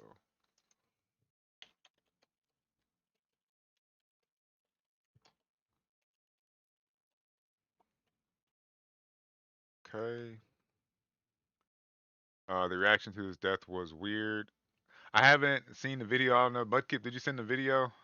I might watch it. I might not. Send me an edited video. I mean, I don't like to watch all that blood and stuff. Like, I'm not somebody who's afraid of blood or anything like that. Like, if I gotta deal with it, I gotta deal with it. Like, I can disassociate. You know what I'm saying? If shit hits the fan, if it's a serious situation. But I just don't like to consume that kind of content on a regular. Gotta look out for yourself, guys. Don't rely on others. Completely agree. He was shot in the chest, and the bullet shot upwards through his neck and impacted his brain. Damn. That's why he locked up immediately. Oh, y'all watched all of that footage, didn't y'all? Y'all some sick people. I'm just playing. I'm just playing. Mudkip said, I sent it. It's really gruesome. He died instantly. It was his neck. You can see the blood. Damn. All right, after this, I'm gonna look up. I'm gonna watch Tilly Middlehurst and Charlie Kirk. I'm see what they're talking It's about. sad to see a lot of people going along with it. Abby Phillip, who, as I always say, this is the dumbest woman on television. There is simply She's definitely not the dumbest woman on television. Don't agree with you. nothing behind her eyes. She is up there temporarily at 8 o'clock. I guess the show is on, and they will put her up for a year, and then they'll replace her. It's just about the chair that sits there. I do agree with that. They're probably gonna get rid of her. They're probably gonna replace her with from, I somebody think, else. 2 days ago, and they are, and she's with Van Jones, and they somehow try to make this about Charlie Kirk, of course, MAGA, Charlie Kirk, and that there's no evidence that this was racially motivated. Take a look. Want to be there, and it's super about difficult forcing them to be there. When you are mentally ill, you have a hard time knowing that you are mentally ill. But also, I mean, people like Charlie Kirk, Van, they've been looking for opportunities to make this some sort of like reciprocal George Floyd situation, and that's the part that I think he's almost giving away the game, and it's sad to see a lot of people going along with it. You know, let me just say a couple of things. One is, I mean, what happened to that young woman was horrible. Oh, so they talked about the lady from Ukraine. So one thing I have noticed is that Fox News, 100%, all they keep showing is this black dude stabbing some white girl in the neck. You know what I'm saying? And it's terrible. It's horrible. Sad to see it. You know what I'm saying? I don't wish that on anybody, but like, you can see the push and the attempt to burn this image into all white people's brain. Like, oh, watch out for black people, they're gonna stab you in the neck. You know what I'm saying? Like, you can see how Fox News pushes this narrative all day, every day, whether you're on the whether you're watching it on TV, whether you're watching it on social media, or whether you're watching it on video, social media. She died alone. Nobody helped her. What does that say about our society? What does that say about our society? And it just goes back to what I was saying about police don't do their job. Like, you blaming like Fox News is trying to blame black people when the police should have locked this dude up. Like, you trying to make people be fearful of black people when we should really be fearful of the criminal justice system because they don't do shit. And police don't do shit. You know what I'm saying? Like they really don't. Also, police have a extremely hard job. Like, it's not their job to combat mental illness. Like, you know what I'm saying? It's not their job. You know what I'm saying? They arrest people. So it's really a failure of the whole system. It just seems like anytime he had like 15 prior charges. I mean, the same can be said about a lot of people that get out and do horrible things. There's always a failure in the system somewhere. You know what I'm saying? But Fox News 100% has been trying to make this a racial thing, right? They're trying to make it a racial thing. And it's not a racial thing. It's a mental illness thing, right? Like the you know what I'm saying? Like, they're trying to get white people riled up against black people because this crazy dude murdered her on the bus. Like that's not what happened. He didn't murder her because she was white. This was nothing. He murdered her because he was effing crazy. And nobody helped and nobody did anything. Do y'all know he called 911 and said he is not in control of his actions? He literally called 911 and said he's not controlling his actions. That's what I mean about police do not prevent anything. They only react and respond. They don't prevent anything in society. They only are there to react and respond. And that's it. Like 15 prior charges, somebody dropped the ball. How many charges do you think I can get before you never see me again?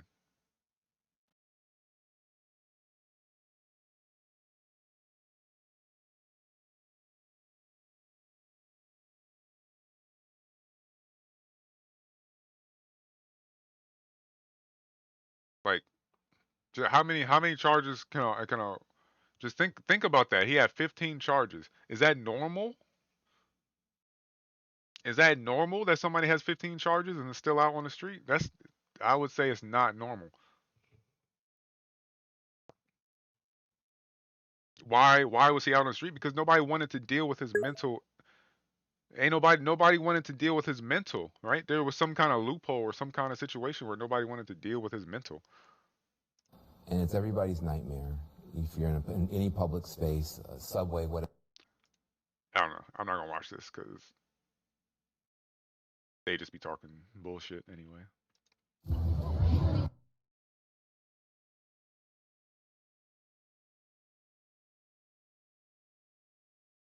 Build a website you love with Wix. Trying to look up this debate, Charlie Kirk.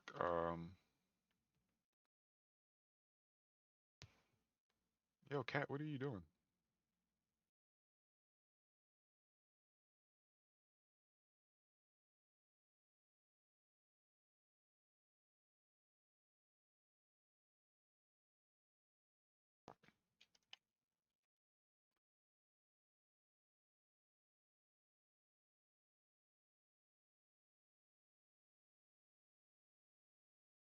Charlie Kirk versus feminists.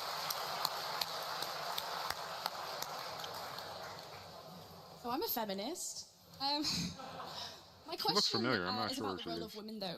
What should women's role in public and private life look like, and what are the material benefits of that? Well, thank you for that. Can I take it? I don't really want to take this detour, but can we both agree on what a woman is? Yes. What An is a adult woman? human female, it's a biological state of being that is also socially experienced. Can I please elucidate just one example of that social experience? Yeah, I was going to answer your question, but sure, go ahead. Yeah, okay. So let's say you're a member of a tribe, and that in that tribe, you have the biological female anatomy, and in order to become a woman in that tribe, you have to also get a tattoo. That's a social... I think we just start calling people Richard or Vicky. Are you Richard or are you Vicky? Just let me know. I don't care about the genders. Richard or Vicky? experience that's mapped onto biological reality. So can a woman have a prostate?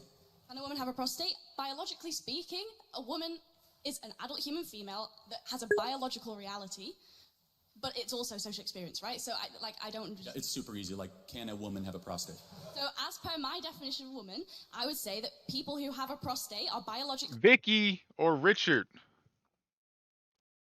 male, but they can sometimes be socially treated as women. Okay, got it. So women can have prostates. Got it. Okay. So you're a feminist that actually isn't just fighting for women, you're also fighting for men. So, yes, men also experience harms from patriarchy, but I argue... We're talking about the same feminism, though, just make sure. Yeah, sure, go ahead. So, men also experience harm from patriarchal domination, but I would argue that those harms come from that system of domination itself. In the same way, for example, this isn't a threat, but if I reached across and punched you in the face, then my hand might hurt. Right? So, are we understanding that there are, patterns of power? So, I would also fight for the rights... If you punch somebody in the face, your hand hurts, you a bitch. ...of men, as a feminist, just as I would fight for the rights of women. Sure. Do you think women are happier than they were 40 years ago? I think I would have a few responses to that. I think that women report more stress and dissatisfaction today because, not because they have more rights or because of feminism, but because they're under dual pressure to both excel. It says everything about our society that train murder is different than Charlie Kirk. This was like JFK or MLK. Yeah, well, I'll agree it was a little bit different.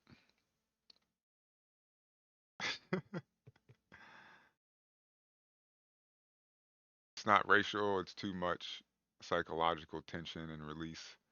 I don't condone violence. Just became normal. Yes, that is normal nowadays. Just because someone has 15 charges doesn't mean they should be exiled from society, but someone who is mentally unstable and a violent schizophrenic doesn't belong in society. For sure. For sure. No, just because if somebody has 15 charges, they shouldn't permanently be exiled from society, but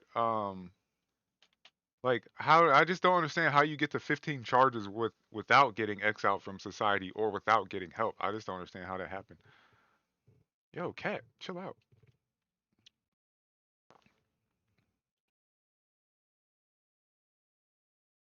Professionally, and also because of the domestic labor in homes that is structured around outdated expectations. So, for example, studies like the OECD's Better Life Index show that women's life expectancy, education levels, professional achievements have risen in countries with higher gender inequality. So I would argue that what you're calling unhappiness is actually visibility, because now we hear women expressing dissatisfaction, whereas in the 50s, we prescribed them Valium and we lobotomized. Yeah. Get off the mouse.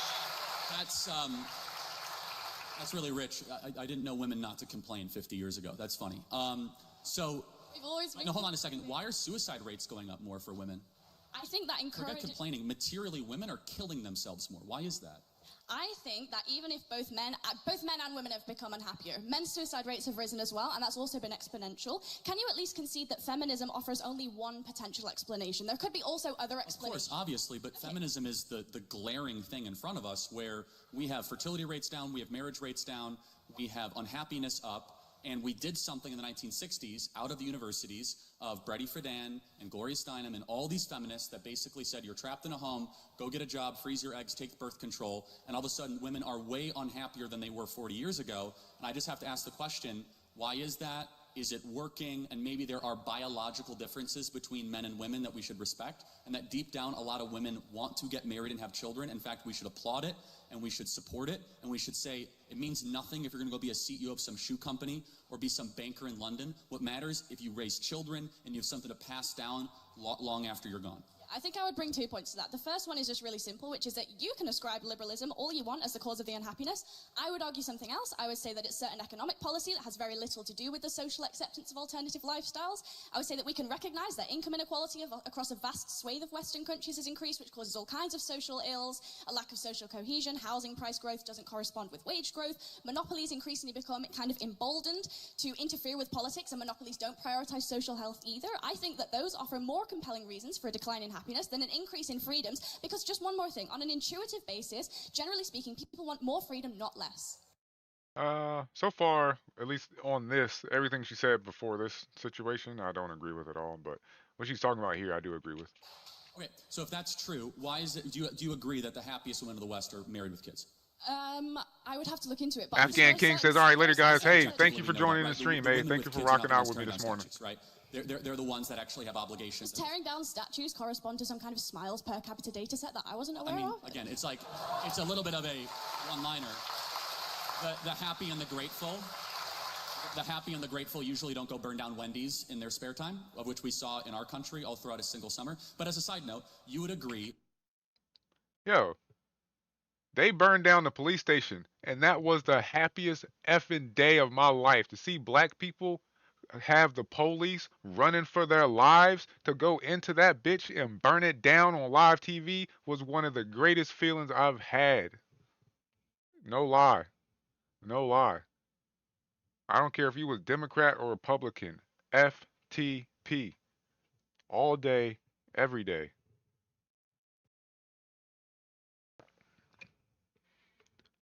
Philippe Jorg Lewin. Hello. Hey, what's up, Philippe? But yeah, burning down, when they burned down that community and the George Floyd happened and they burned down that police station and all that, man, that was so satisfying for me. FTP. Objectively, study after study, survey after survey, that the women of the West that are married and have children, especially a lot of children, are far happier than even the ones that earn more money correlated at the same age. So I also don't think that happiness is a very good metric, and neither do you, because you think gay people shouldn't just pursue happiness by being gay. They have other moralistic considerations to be making. So I don't think smiles per capita is a particularly convincing way to measure whether or not we should encourage women to be autonomous. I think we should maximize agency within a fair system that has reasonable parameters, because it's expedient, it's good for the economy, it's logical, it's the moral thing, because if we can't prove the material harms, we shouldn't discourage it. And also, self-reported studies is a really flawed way to do psychology. It's the week before my university exams right now, and I'm standing here explaining the basic methodology behind survey collection in sociology, which you don't even think is a real subject, to Charlie Kirk. If I took one of those surveys right now, I'd check extremely miserable. But so would a Palestinian child who's been torn to smithereens. How are we going to measure... You would say extremely miserable?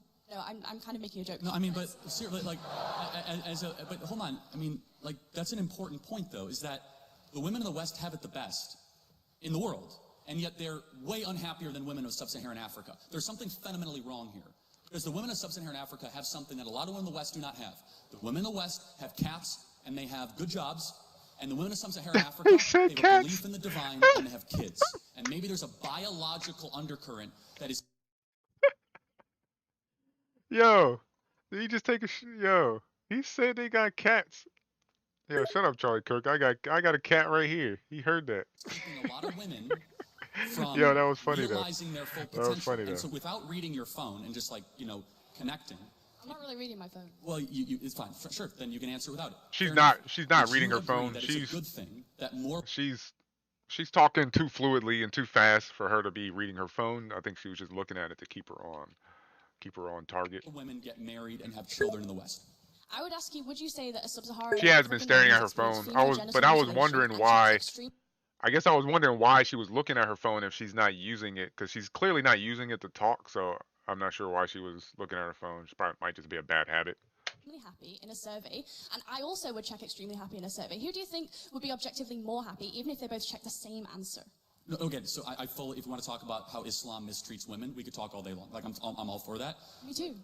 Okay, good. So we agree. Yeah, absolutely. We actually We have agree on agreement. many things. That we should shut off Muslim immigration to the UK, right? We totally agree. I think that all religious fundamentalism is bad, and if you take that logic, we should also not allow evangelical Christians into Well, okay, the UK either. hold on. So hold on a second. Hold on.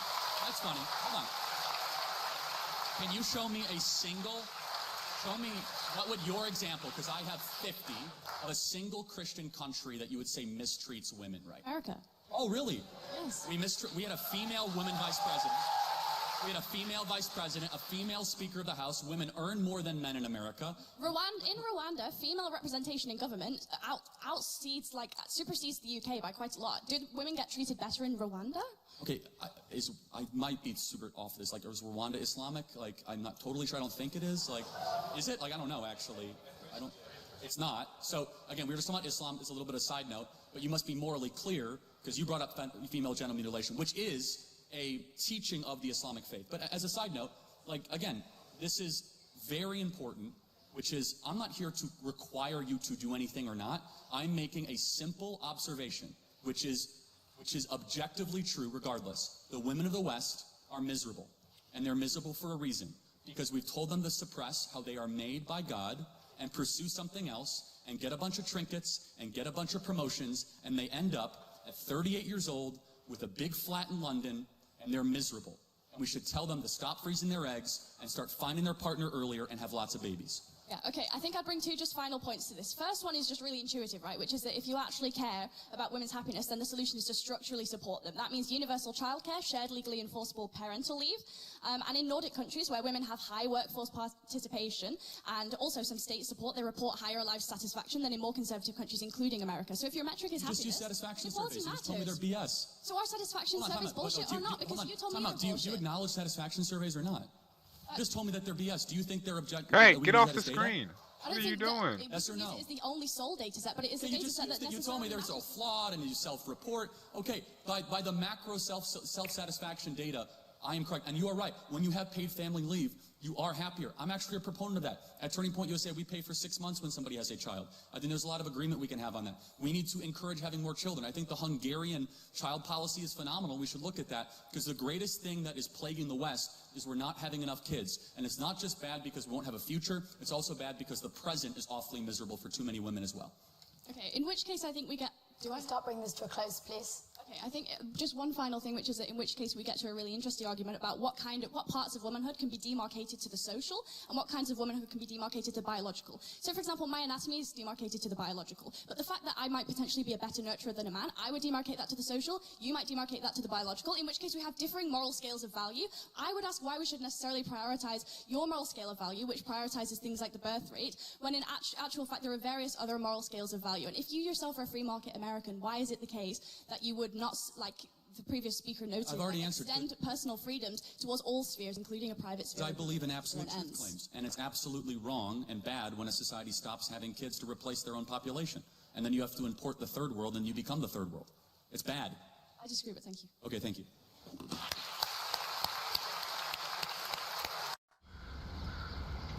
Jersey Girl, no loss next. I don't know what to think about that debate. I was kind of back and forth.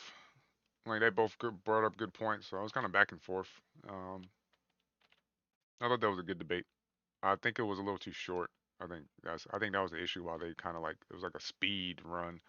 So I think it was a little too short, which turned it into like a speed run, but it is what it is.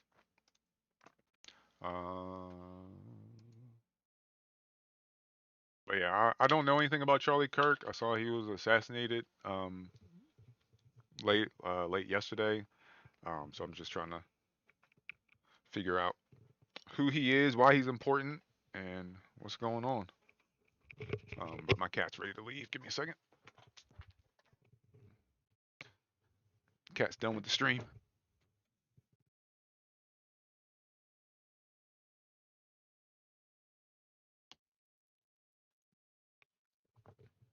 And this was not my planned stream. My planned stream was to play GTA 5. Honestly, that was my planned content for the day. But I got kind of caught up. As a matter of fact, I started this stream. I was just gonna check this stuff out while I was just gonna check this out while I was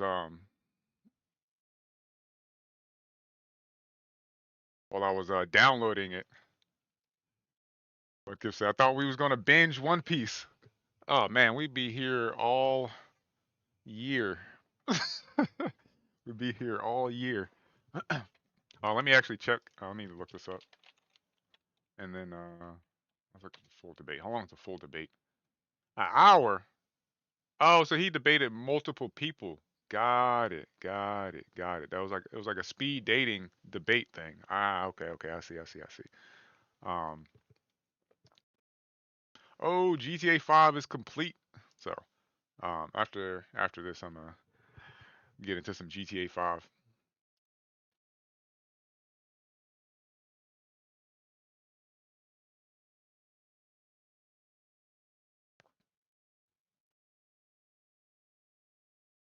Let's watch this. Let's see what he's got to say on this. But yeah, I appreciate everybody for rocking with the stream this morning.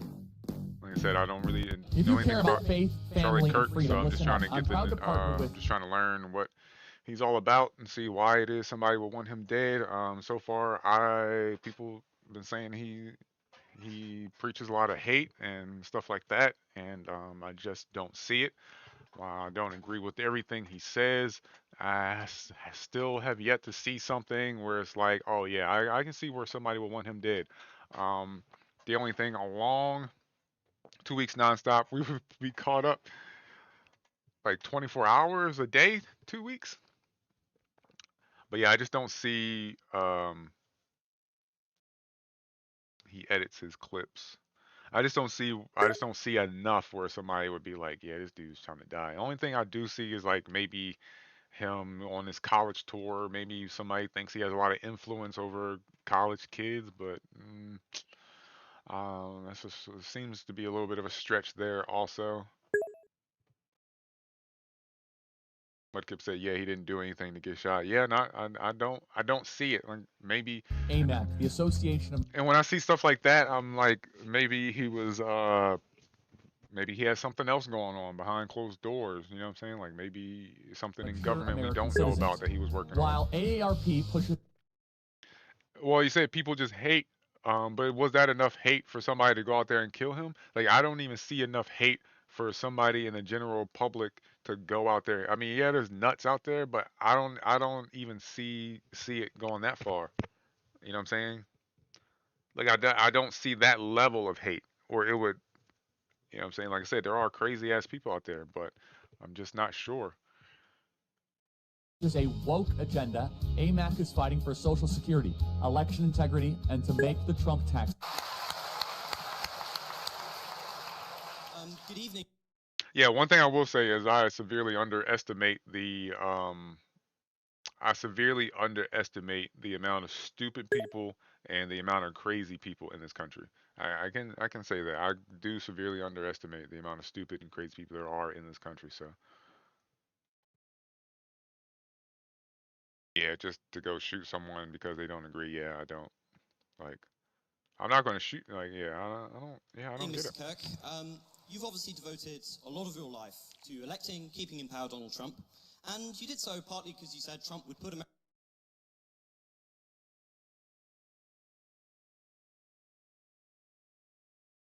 This is Boris Johnson's son? What the hell? What the hell? Who is this dude?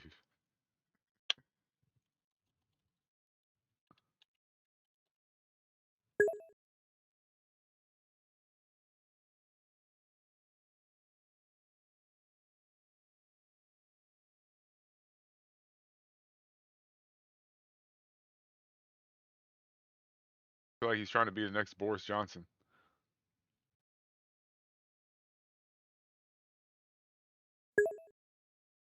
Americans first and take them out of foreign conflicts. Should we see how that is going at the moment? Currently, Trump has just accepted a $400 million debt from Qatar, which we're assured is perfectly above board. Billions in arms are going to Saudi Arabia, which they're using to bomb and starve Yemeni children. Not sure how that's in the interest of the United States, but it might be in the interest of the $5.5 billion deal his failed sons are receiving. At the same time, this great president of peace has greenlit mass killings not just in Yemen, but in Gaza, where he greenlit an invasion called Operation Gideon's Chariot with the express aim of wiping out the Gazan population. You promised to put America first. Haven't you and your ilk sold America out? Mic drop.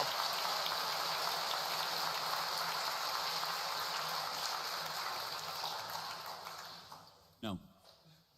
Well, I'm glad you have great intellectual substance and can answer. Because it's all the culture wars for you, isn't it? The second someone actually tells you what you're doing, which is bread. Can you calm down a little bit? Like, just a little bit. Pounding the table, you're all over the place. No. You want me to go piece Bro is all over the place. by piece? Or would you like me to talk slower? I think you can. Number one, Donald Trump is convening a peace deal between Russia and Ukraine. Joe Biden gave them that's armaments. Going well, isn't it? It's going well. Can you not interrupt me? Well. I allowed you to talk uninterrupted. You're famous for not interrupting. I haven't interrupted a single person here today. Can I speak uninterrupted, actually? Okay. He is convening a peace deal between Russia and Ukraine. I believe we will see an end to that war. Number two, he's actually talking to Iran and discouraging Israel to strike the interior of Iran and has stopped many other international countries to do the same. Number three, can you give him credit for ending the Indian-Pakistan war? Both of them said he didn't do that. Well, hold on a second. Let's go back. No, that's important. Russia, Ukraine. Hold on, that's important. Can I speak now? Yes, but the Indian-Pakistan. I think this dude is. I think Charlie Kirk is. I think you got to go deeper than that. Let's go in order. Is a peace summit where the main person in question, Russia, doesn't show up? Is that a success? I think people get in trouble when they try to defend Trump too much. I'm not even sure. Is that a success? Well, again, these are ongoing negotiations. And it's a lot better than when your Prime Minister, Boris Johnson, went alongside our Secretary of State, Tony Blinken, to Istanbul and unnecessarily blew up a potential Russian peace deal, which has resulted in hundreds of thousands of dead Ukrainians, one of the great unnecessary wars of the modern era. Donald Trump believes in conversation and police he was a horrible person. He has been president for Not well over sure 120 to 130 days. He doesn't seem like the and he has best person. Ended a war He doesn't seem like the best person, but this. You know, I think we can all agree that human life is valuable. I'll tell you what the issue is. This country is led by example, and our examples show that we should lie, cheat, steal, and kill to get to where we need to be in society. That's what our examples are. If you ask me about this country, lead by example. This country is led by example.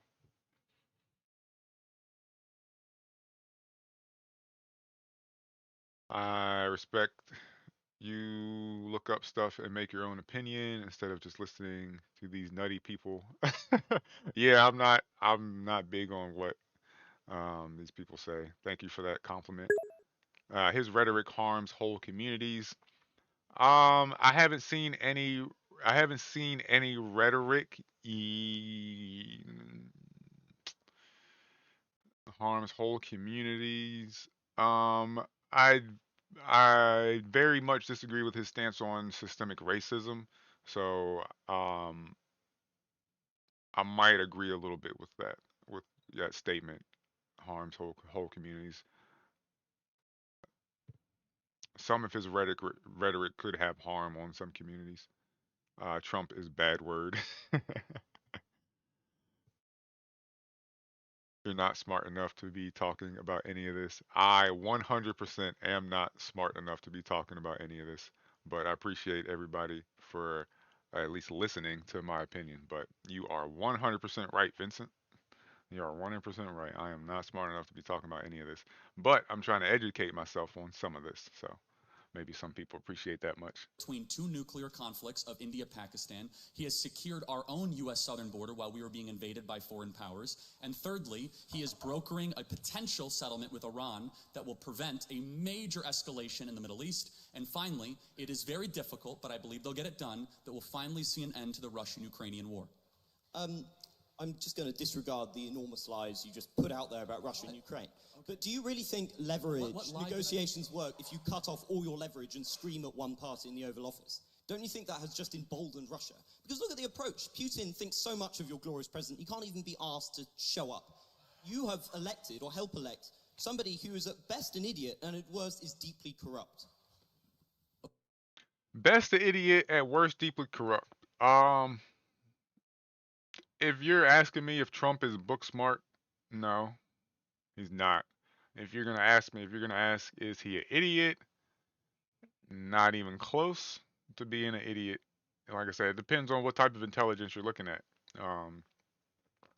Do I think Trump is a strong leader? In certain regards. I mean, when he flew that B-2 bomber over Putin's head, that was like, yo, what? That was wild. So yeah, I'm not a fan of Trump, but I'm not gonna say he does everything wrong. I'm not gonna say he's an idiot because I believe there are different types of intelligences. So he's a lot stronger than Biden was. I mean, Biden just had surgery on his forehead. Like, do y'all know Biden had brain surgeries before he became president? Does anybody remember that Joe Biden had brain surgery? He was in a car wreck, and he had multiple brain surgeries before he became president. So like, um, yeah, like that's like I remember that. So like, um, yeah, stronger than Biden was. It's hard to say. It's hard to say because like we didn't get, did we even get a true Biden? Like what the hell did we have? We had a weekend at Bernie's. We had a weekend at Bernie's for 4 years. Like, senile is an understatement. Senile is an understatement. Yeah. But yeah. But better. I mean, like the problem is we had like if you have two terrible choices, then any then of course yeah he can look better. You know what I'm saying? Of course he can look better. The problem is we had no real choice. Better for the economy. I don't have no more money. I don't know anybody that has more money. Who do you know has more money than they did when Biden was in office? Then tell me how much more money they have and where they got it from. You invest, but you didn't get that from Trump. I was just saying, if we had to pick a president of the economy, um, I wouldn't have a problem with Trump being the president of the economy. But unfortunately, he has to be the president of everything else. And yeah. Unfortunately, he has to be the president of anything else. I don't think anybody would disagree with Trump being the president of the economy. I think where people disagree is Trump being a president, you know, of everything else. Um, and I just don't agree with picking a president based on money. Like, you, it sounds like everybody's sold out in this country. Like, and that's what I mean about like, um, that's what I mean about, you know, the way this country is run, lead by example, right? if a lot of people idolize Trump because of the money he makes and stuff with that, um, I don't know if he's good with money. He never reported his taxes, as far as I know. He never reported his taxes, so I can't say that he's good with money or not. I haven't looked into it enough to know. Did he seem like he was good with money? Did it seem like he had a lot of money and people idolize him for the amount of money? He might have been good at making deals and stuff. Like I really can't say. I really can't say, honestly. And he's tough. Like other countries don't want to f with him. Yeah, he pushes the right things in the stock market, while Biden pushes. I mean, I don't know. Like yeah. Um, it's hard to say what Biden did and didn't do because I'm not even sure he was in charge. So he pushes the right things in the stock market. I'm not sure. I don't know enough about it, honestly. So I'll have to take your word for it on that. I do know Trump's not an idiot.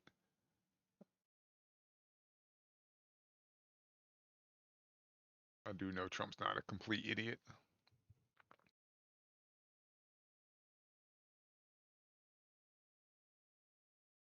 What is this defrauding American contractors?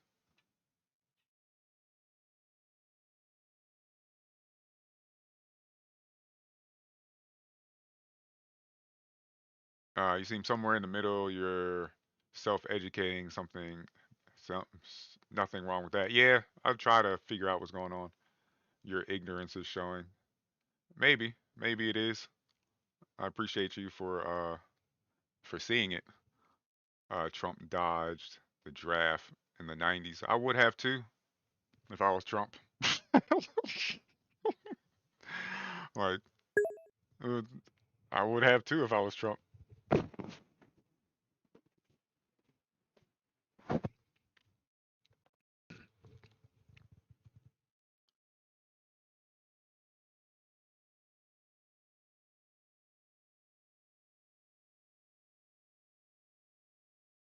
Oh, he said not the 90s. Probably meant the 70s, 60s, 70s. Class with OBD. Yeah, like I said, I just woke up and I didn't know nothing about this Charlie Kirk dude that got shot. So Okay, again, so Trump and Putin had a 2-hour phone call today. trying to see what he's all about. The pursuit of peace can sometimes be a winding road, and it's a lot better than sending hundreds of billions of dollars further into the killing fields of eastern Ukraine, something that tragically both the UK government and the US government has been unnecessarily supporting for a couple of years. President Trump wants to see a brokerage, an ending of this settlement. I pray we can get it. It's very complicated because of the mess that Joe Biden left, which was an active kinetic war with a nuclear power sending American-made missiles into the interior of Russia. So President Trump has already ended a war. He's ended an invasion. He's only 130 days into this. And I believe, we do not know. At this point, we are merely speculating, which I think we should not spend our time doing that, because eventually one of us will be right. I believe we'll be right, and I believe we'll see an end to this war. Imagine bringing your side project to life just by thinking about it. Meet Base 44. Can we just talk about 100 billion's worth of weapons? Because you dodged my question on what was going on in the Middle East, where Trump Can we burn? Oh, I don't have anything to burn up. I'm out of cigars, and I burned all that weed I had yesterday. I didn't get a chance to. I slept all through the evenings. I didn't get a chance to hit up the weed man. Going on through the Trump coin and going on through giving but of course, the very competent sons of Donald Trump billions of investment from Saudi Arabia and Qatar. This is something that is directly embroiling Americans into conflict, but is importantly killing many innocent people. Those nations have been known to terrorize innocent civilian populations. So if you're coming to me and you're objecting to America selling weaponry, why are you defending shilling for the Saudis? Well, hold on. One is sending weaponry, one is purchasing. Secondly, you do know that the biggest purchase that was announced was commercial airliners, 737, $100 billion. We've heard of Qatar Airways. They purchased $100 billion of commercial airways. You are right, there were some weapons contracts. But I guess the question is, would you rather have Saudi Arabia buy weapons from America or China?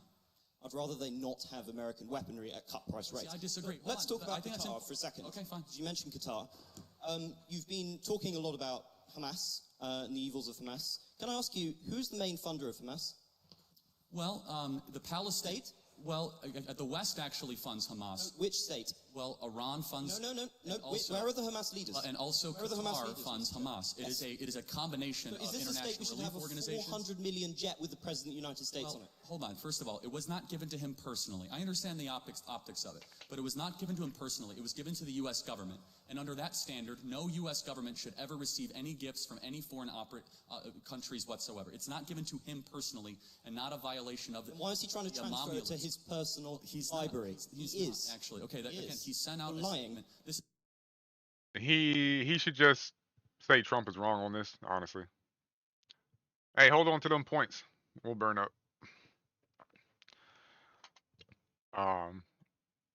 Yeah, he should just say Trump is wrong on that and just be done with it. is way too in the weeds. If you want to keep on going it, we can. It's not in the weeds. It's a fundamental moral principle. Okay, so under that fundamental moral principle then, can you acknowledge, though, that President Trump is getting more done in a less period of time than any president we've seen, while our prior president did not even know what year he got elected?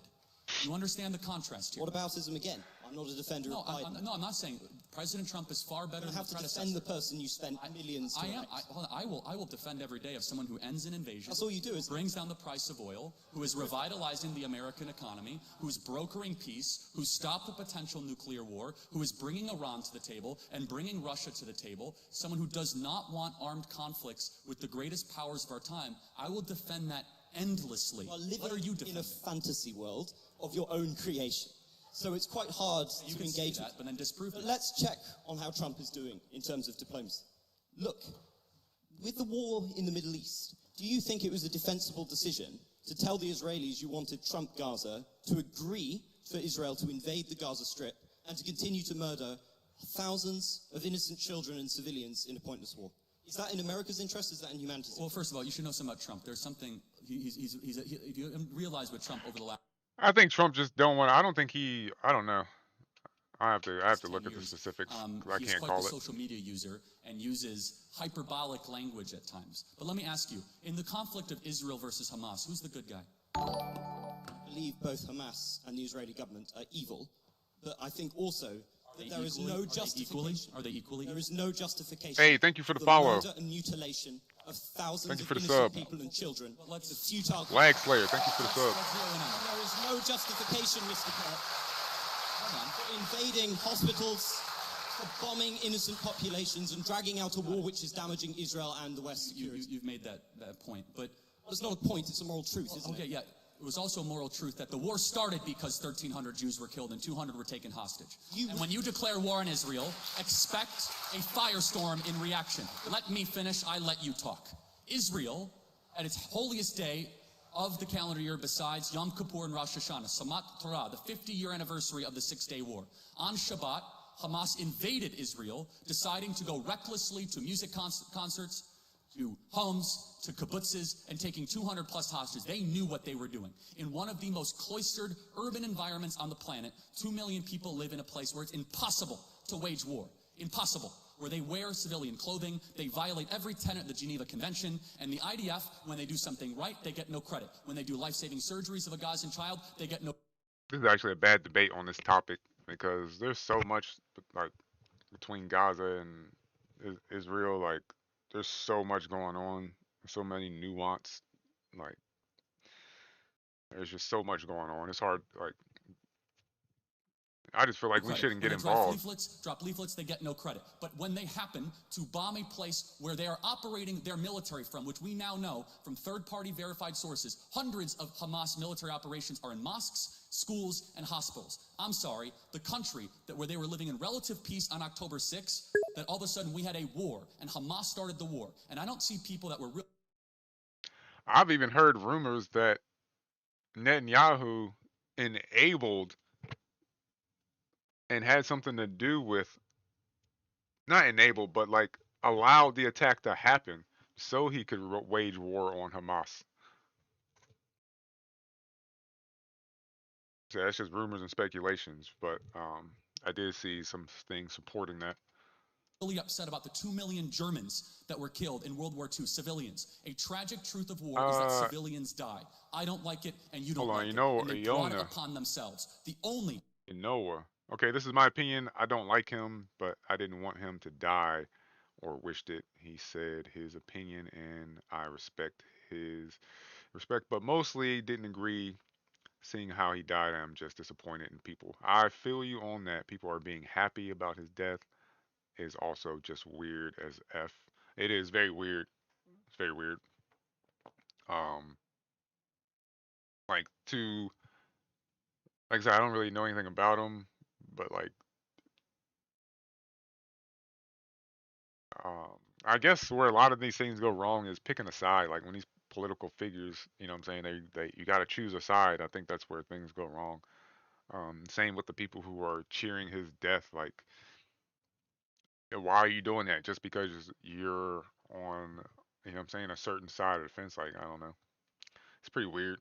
Operation and entity to blame is the leadership of Hamas, not the Israeli government. When I see shit like this happen, my automatic thought is like, I always just be honest with this here.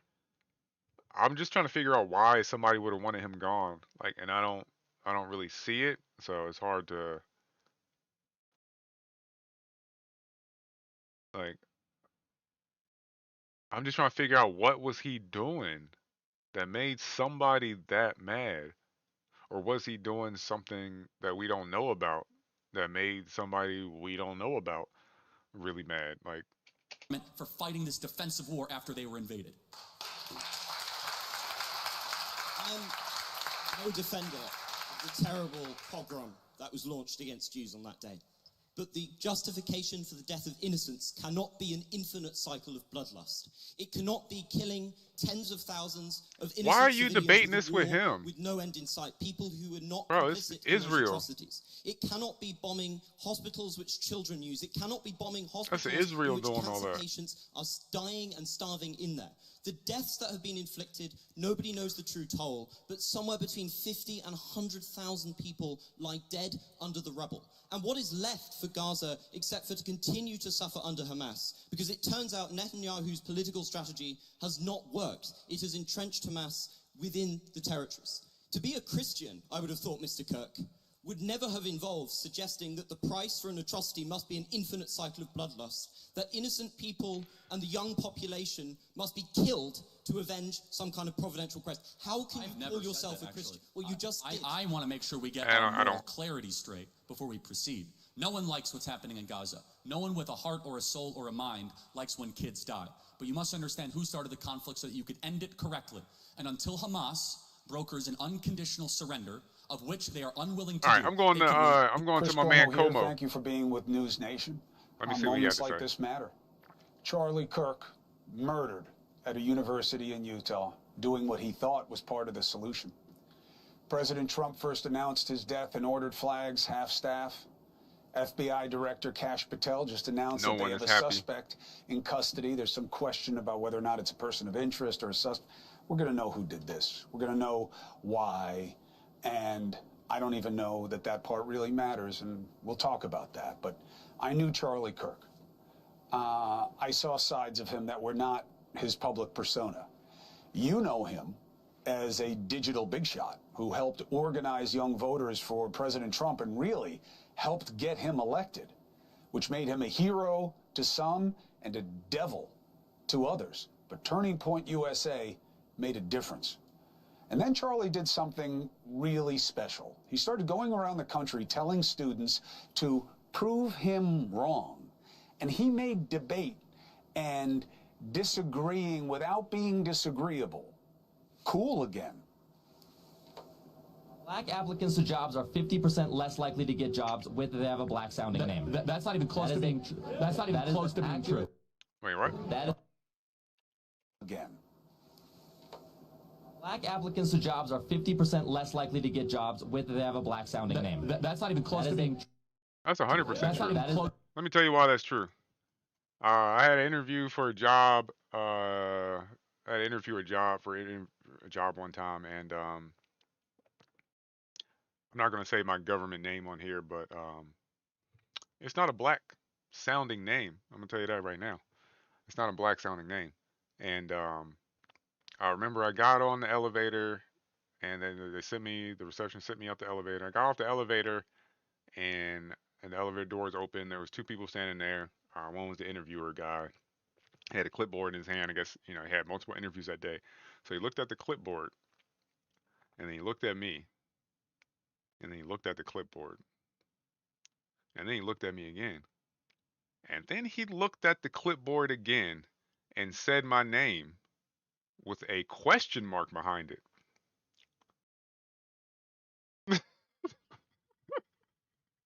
Like, is this you? Like, yeah, that's me. That's my name. That's who, like, I'm the only one, they only sending the person with that name on the elevator, right? Like he was thoroughly confused at my race based on my name. So 100%, that's true. To be true. That is a literal. In fact, it's the opposite. I'm not going to argue your lived experience. I'm not going to know. See, now you have to listen to him under your rules because a black person is going to say you're wrong. I totally sympathize. I didn't even see that person. Was they even black?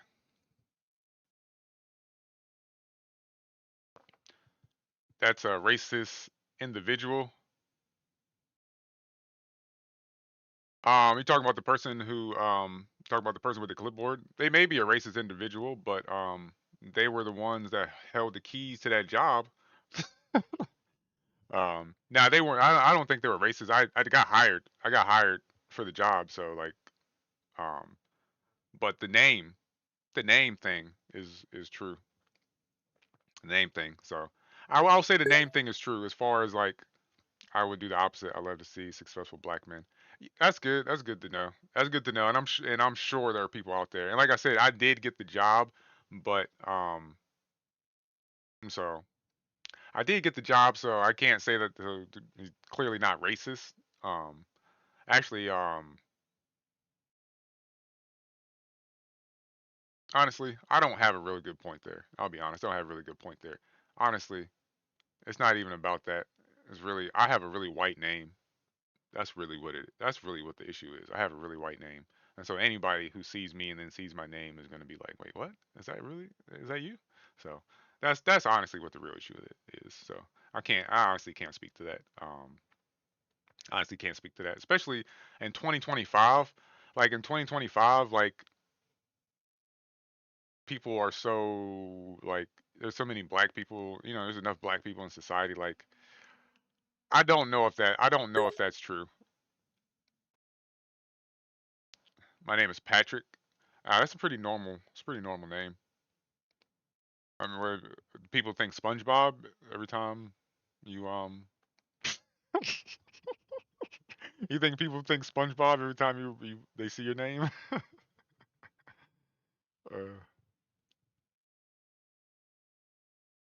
But yeah, so I don't have a point. Maybe it could be true, it could be false. I don't know.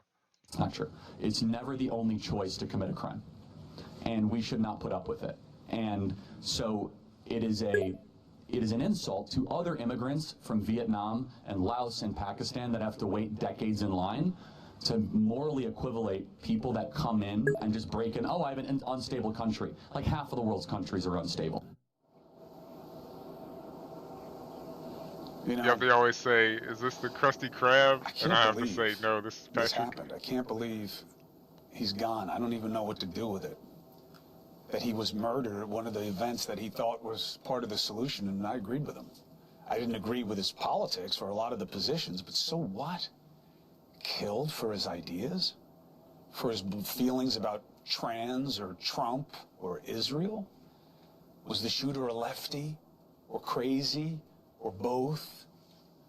Well, no. There is no advantage in this, and I know some want there to be. I know some want this to be proof of something that they think is helpful to their cause. So who is up here, and what are you looking at? That, like, I'm just curious how the shooter got away so clean. Like, clearly you got somebody up here doing something. I don't know what he's doing, or if he's even security or anything, but like somebody had to see. Like, the fact that they don't have the shooter is crazy. But to me, all I see is a kid. And to me, for all Charlie achieved, personally and professionally, He was only 31 years old. He and his beautiful wife, they were just starting a family. They have 2 little babies. And that's all I think. That's all I see. Yeah, it's is I sad. can't 31. believe he's gone for this. And yet, 31. He's a young man. everything in my head tells my heart, wake up. Wake up. This is who we are. This is where we are. And going to this group tonight, all the security concerns, my representatives worried about what kind of security I'm going to have and where are the threats and should we take all these threats we've been getting more seriously.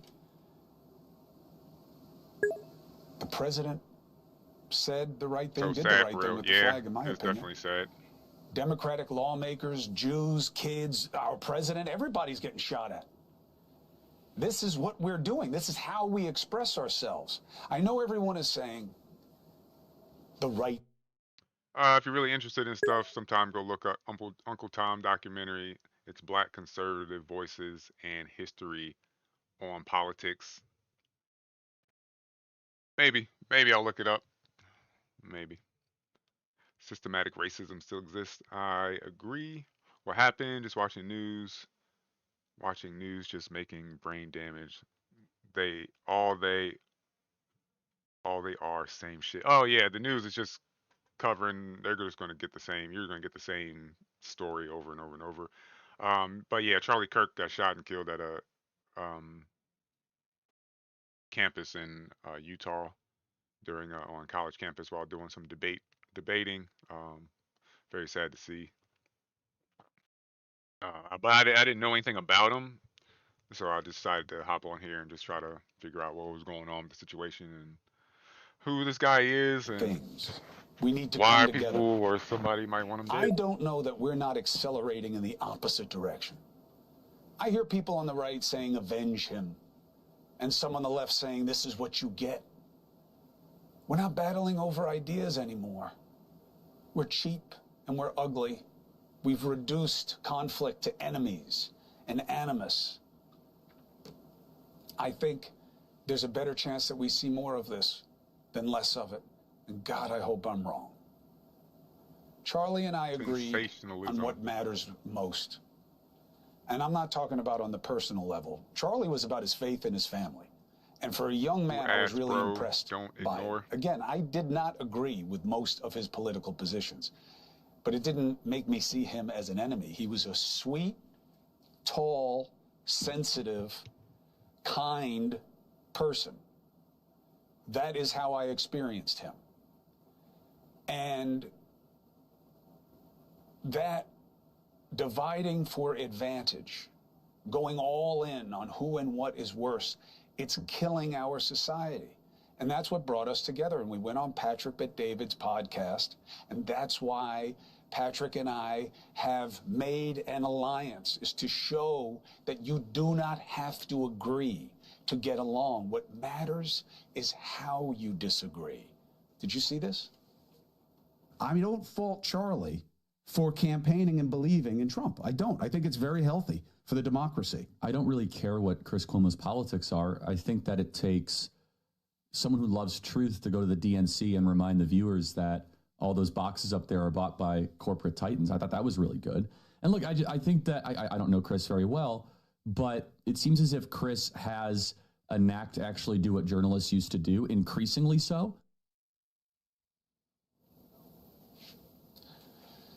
Now, did Charlie get heat after that? Yeah, we joked about it.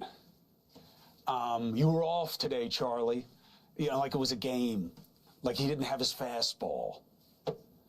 And we texted and we spoke after it. We wanted to do more. And again, Charlie was what you saw in that. And I think it was part of the solution in our politics. It doesn't matter. Look, I thought his feelings about how his faith manifests in different political policies and culture things, I can't even believe I'm saying it right now because it's like, so what? So what? Do you have something more interesting than the news? I do not have anything more interesting than the news. What? All you do, only watching news without opinion. Charlie may have left I've been very opinionated this entire that time. I didn't value until now. I'm sorry you missed it. Charlie had millions, okay? Not thousands, not tens of thousands, not hundreds of thousands, millions of young followers online. And all I okay? do is not watch the news. All I usually Motivated. do is play video games. And he This got is them involved in a something that different young stream people today. rightly suspect. Matter of fact, check out the channel. This is obviously your first time here. I know someone's definitely trolling. This is obviously your first time here. Go check the page. This is a gaming channel, and we're doing something different today. Like you say, we try to learn, bro. And usually hate. I'm just trying to stay politics. abreast on what's going I hope on. the young people who saw Charlie as Hey, honestly, a hero or you as know a what? zero, but you knew he was relevant. He was making Yo, you this think. this shit is called Old Black Dude. There you go. I'm the ones watching news. I'm an old black dude. As a matter of fact, I'm about to go get some coffee. It's 7 o'clock in the morning. I'm about to go get UFOs and assassinations aren't fun, I guess. Oh my goodness. I mean, they're actually kind of scary, but very interesting. The fun is not the best word, but I get what you're saying. Very, very interesting. But I'm about to take it to super old black dude. I'm about to go get me a cup of coffee. 7 a.m. watching the news, watching Chris Como 7 a.m. in the morning. I'll be right back.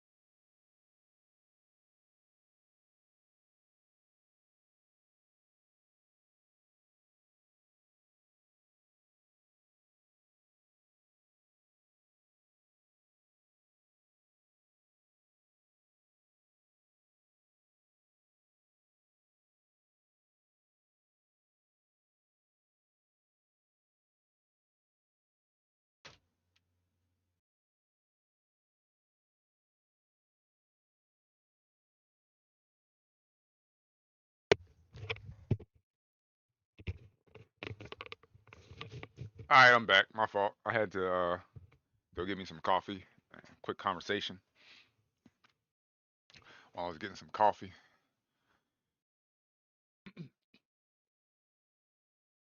Oh, everybody left. Patrick bet David is a scammer. Oh, I missed a bunch of chats. Missed a bunch of chats.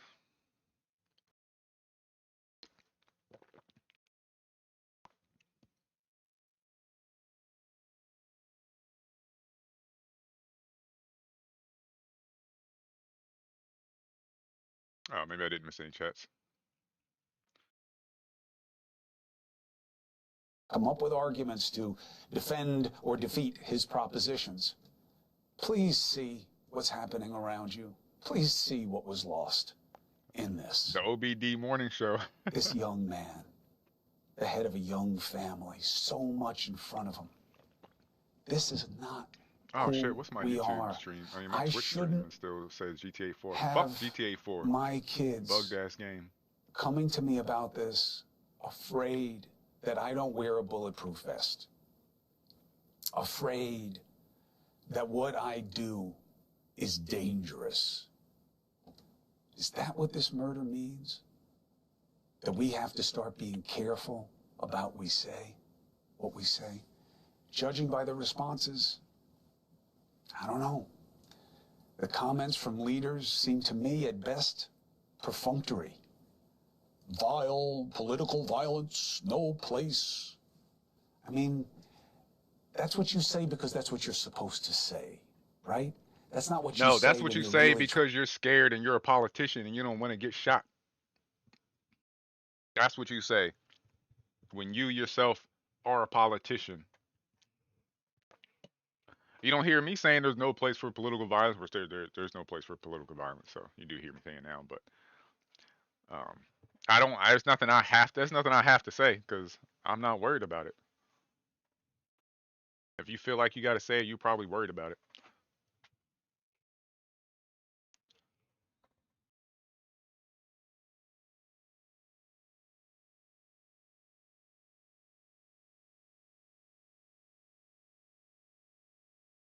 trying to persuade something of somebody. And I'm not blaming these guys. There's too much blame to go around. And, you know, I see Musk putting out stupid things and the idea of avenging. The left is the party of murder. So do you know who killed him? Like, the left is the party of murder. Is it?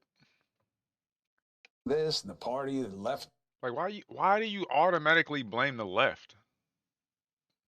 I just don't understand why I don't lean left or right. I don't understand why you automatically blame the left for a murder. Like, do you know something that I don't know? Maybe it's possible you know something. I mean, look, I know he's autistic, okay? I know a lot of autistic people. I don't know that it's an excuse for every stupid thing that the guy says. Too funny. You know, I don't know what motivates this. Neither did Charlie, by the way. All I know is this is who we are right now. And if we want to be something different, if we want to be a different way, it's got to be with each of us. It's got to be with each of you. Get out of being a part of any group. Yep. Any them. Yep. And just act on what you think is right. And you know that what happened here is so wrong. You know, we've seen killers on both sides. We've seen so much of it. I bet you can't remember the last 3. Think about that. The last 3 political murders. In June, we had this right-wing nutjob dressed as a cop, shot and critically injured a Democratic Minnesota state senator, Hoffman and his wife. He then went on to fatally shoot the top Democrat Minnesota lawmaker in the House, Representative Melissa Hortman. Did you remember that? Her and her husband? Remember Pelosi's husband getting bashed? Do y'all remember Pelosi's husband getting bashed in the head? No. You know whose fault that was? It was the police fault. Actually, no, it was his. It was.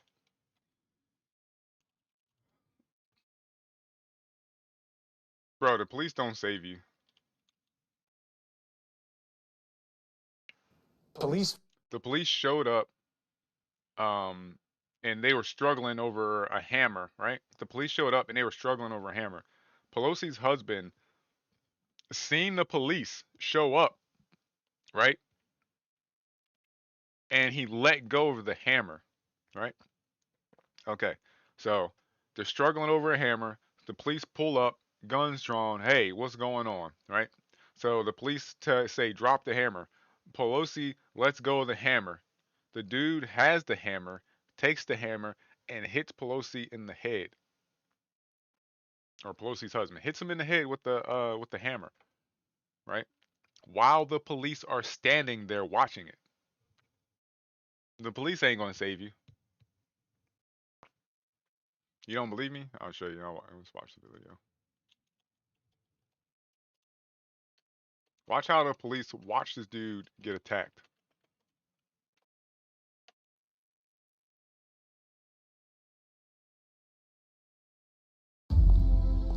Communication, language, people take them for granted. The man convicted of attacking Nancy Pelosi's husband with a hammer inside of their San Francisco home in 2022 has been sentenced to 30 years in prison. David DePape was found guilty of breaking into the Pelosi's home with the intention of DePape attacked her husband, Paul, who So right, they is reportedly have the hammer, right? He's holding on to the hammer. He's still suffering health complications. The police are right there with their guns drawn, From the right? incident. Oh, they didn't show the whole video. What the fuck?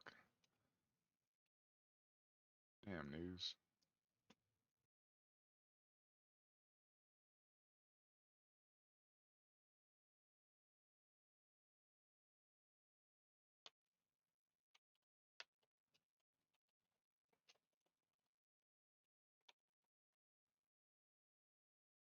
Breaking news right now. Body cam video. Now to another case of Where's long-awaited. the full video? Okay, there it is.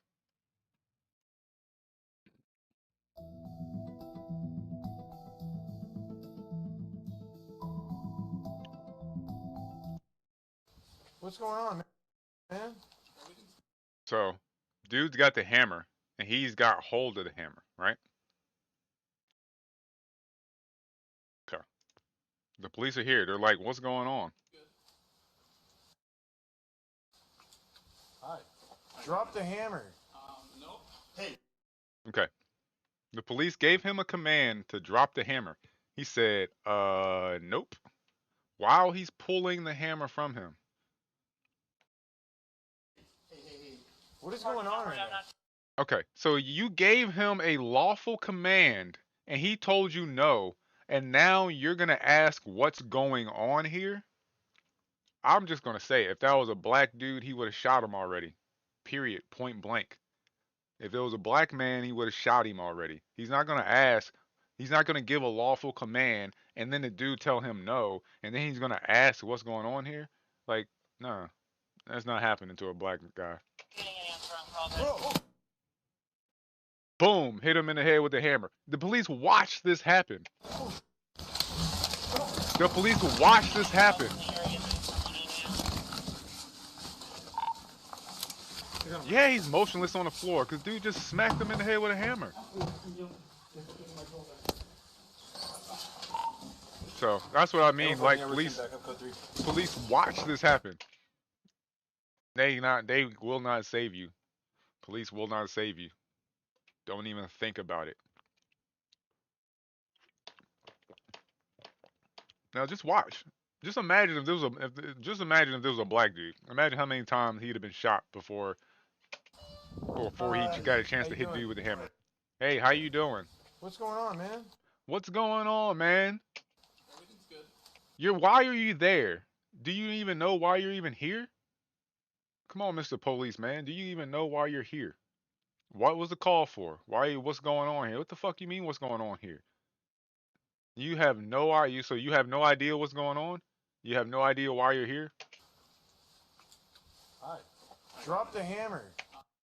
Drop the hammer. Nope. Hey. Nope. You right? No, he told you no. No, that's not, that shit don't fly. Like, he told you no, and you're gonna stand there and look at him? What is going on right now? Like, you see him taking the hammer. What the fuck do you mean what is going on? Use your fucking eyes. You stupid ass police.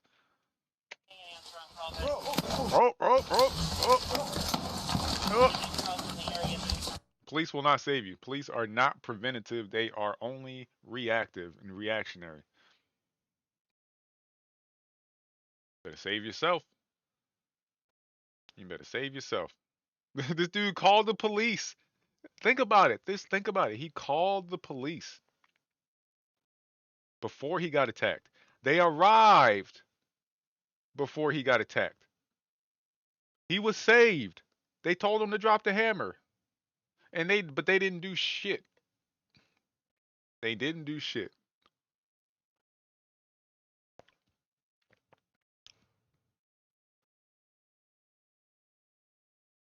So, yeah, police won't save you. Found a hit list with that Minnesota guy? The Israeli embassy? Do you remember that one? The staffers? The pro-Palestinian Latino guy who wound up just waiting for the cops to come? Pacing the Jewish museum? Killing two people who he thought were Jews? Do you even remember that? I don't. Can you remember that? We forget so fast. Why? Two reasons. It's become very familiar, but also because we are not committed to anything better except advantage. Do you remember what happened to Governor Josh Shapiro? Remember that? A left-wing, anti-Israel lunatic? So, who's that one? You know, what side wins there?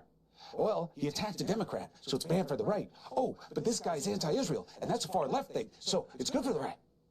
Is that who we are? Is that where we are? That is exactly where we are. A bunch of stupid-ass people. So I don't know what to say to you about the virtue that we must reclaim. All I know is that I hope we don't forget. And we have 9/11 tomorrow, and boy, have we forgotten. We have forgotten who can be our enemy, what is our enemy, and what it takes for us to come together and survive. Yeah, what it takes for us to come together and survive is probably... But I don't think Charlie will be forgotten. I'll end on this. Yeah, I'm not going to say I don't think Charlie Kirk is going to be forgotten anytime soon, and I really hope people don't let him and what he was about at his best be forgotten. All I know is I am so sad about what happened. It is such a shame. It is such a waste.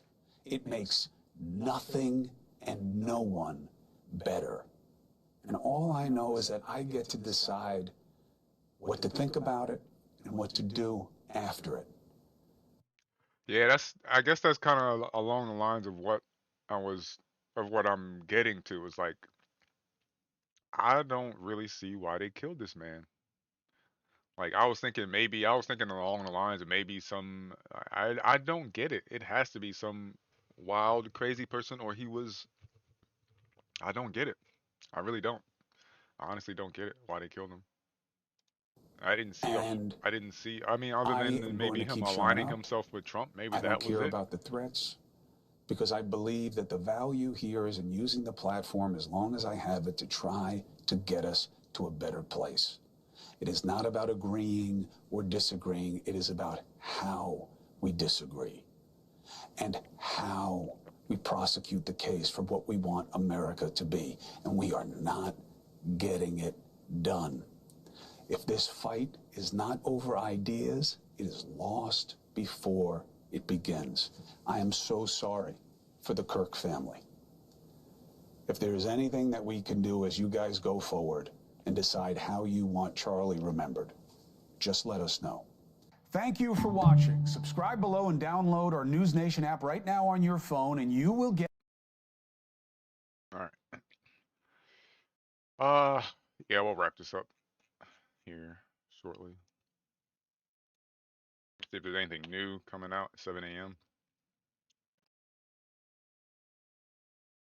Let's filter for today, last hour. Let's filter for last hour. A bunch of shorts. 47 minutes ago. Let's see if they have any more suspects. 45 minutes ago. Okay, that's yesterday's episode. CNBC. Let's just see what they're saying. I just want to see what they're saying.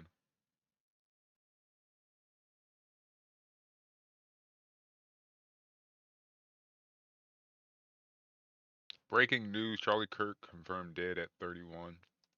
Charlie Kirk is dead at 31. He was shot while giving a speech at Utah Valley University. The bullet hit his neck.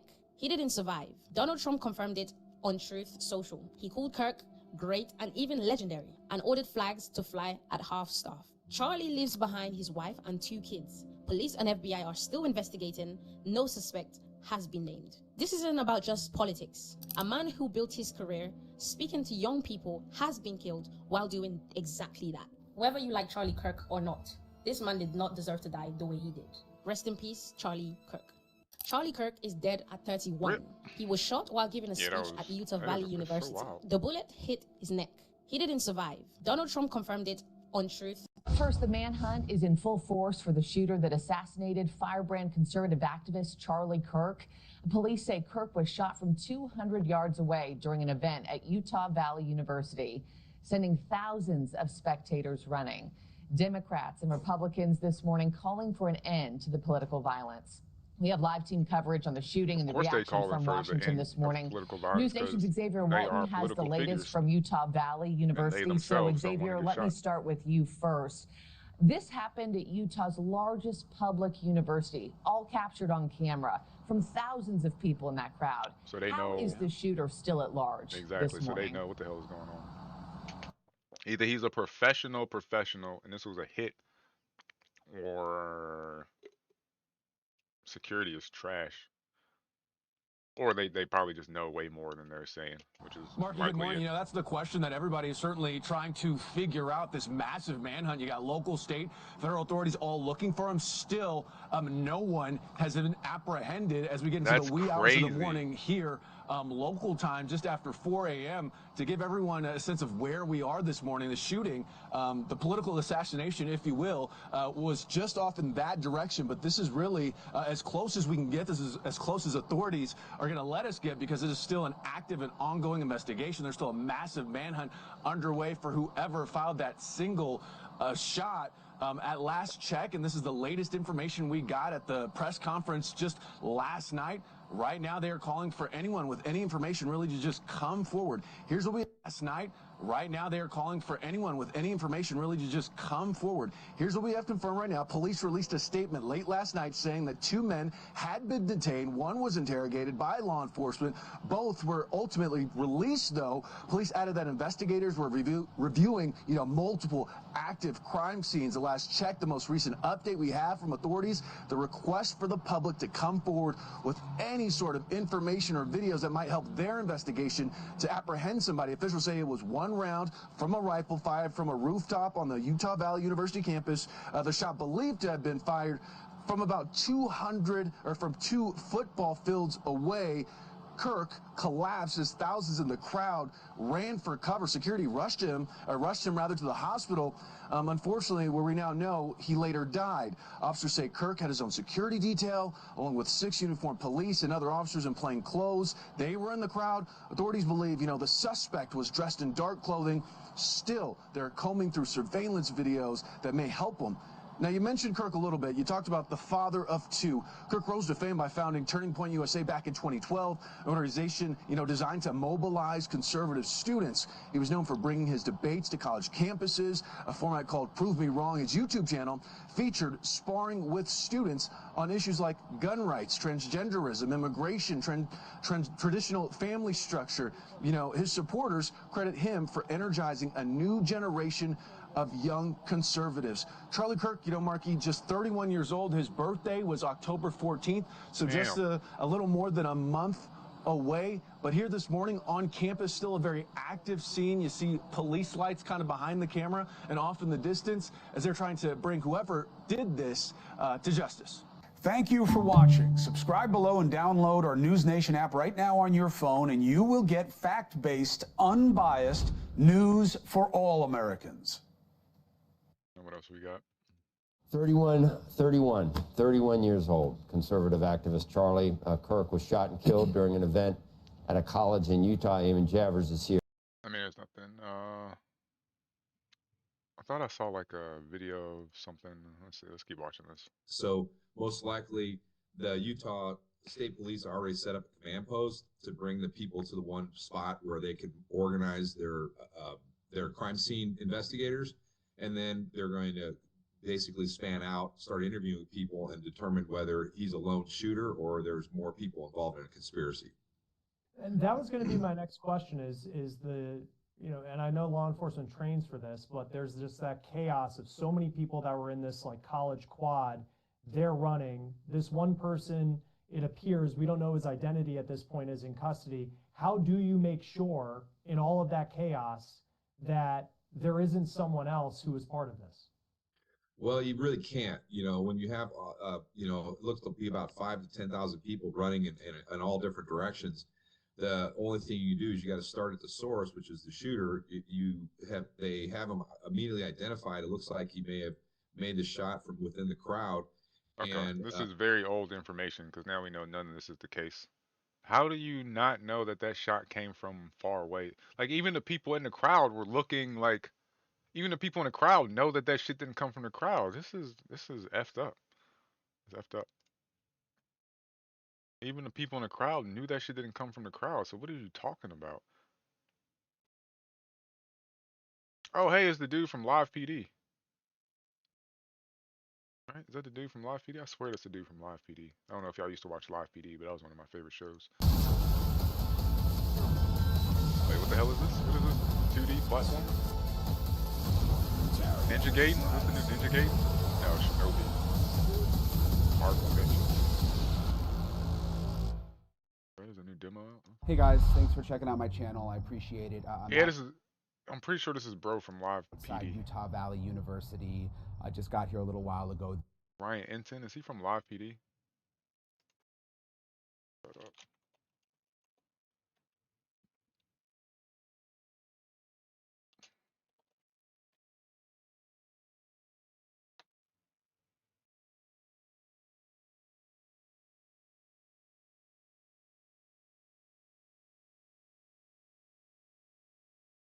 Brian Enton is a journalist for News Nation and frequent on-air presence of Live PD. Okay, yeah, he is from Live PD. I'm glad he went on to go to News Nation. It says not the host. I'm pretty sure he was the host. No, he wasn't the host. Who was the host? That other dude was the host. I'm not sure what happened. This is where Charlie Kirk was assassinated today. And there is a manhunt. There's a massive manhunt happening in this area near the university and really all over Utah right now as they continue to search for a suspect. It's been very confusing on the law enforcement front, which I'm going to get into in a second. There's been 2 potential suspects that were reported about, and both of those did not pan out from what we are told. So the manhunt is very, very active still right now, not only here at the university, but really in the entire area. Although here at the university, I mean, there are so many police out here. I mean, you've got FBI, you've got Homeland Security, ATF, the local police, the university police, the state police. Basically, where this happened, and I can't get to it right now, but you see this big building behind me. On the other side of that building, and I just walked over there, they're not going to let me back in there now, though, is the courtyard, sort of the amphitheater where Charlie Kirk was speaking, and it's awful. I looked through the windows, I went back there, and it's just, I mean, everything is still sort of left the way that it was. There's caution, there's, you know, police tape up, but, you know, you can tell people just ran for their lives because there's still backpacks everywhere and chairs, and I could see the tent where Charlie Kirk was speaking. And if you've seen the video, I mean, the video is just awful. but the tent is now on its side over there. And it's a terrible, terrible scene back there. But in terms of what's developed today, and I'm going to get my former FBI agent friend on here in a minute to help explain some of this. But just to sort of walk you Ryu, through what the hell you doing today. up? Charlie Kirk was here on campus. The heli? He was speaking. There was a shooter, a sniper that police say was up on the roof of one of the buildings out here. And there's video on social media where you can see him dressed in all dark clothing. And it seems like it was just one shot. LOL, late nighter. I see. Obviously trained. Late night, early morning now. Shot and killed Charlie Kirk. Parlay. What's good? confusing is initially there was this social media video of an older man who was taken into custody, who everyone thought was the suspect. He was apparently interviewed and making up some kind of story. Yeah, I'm checking up on this Charlie Kirk situation. Or I don't know. I don't know who he is, so I'm just trying to figure it out. Chilling, brother. Just finishing up on here. Okay, nice. I've been on for quite a while. That shit was crazy. Yeah, it's real crazy.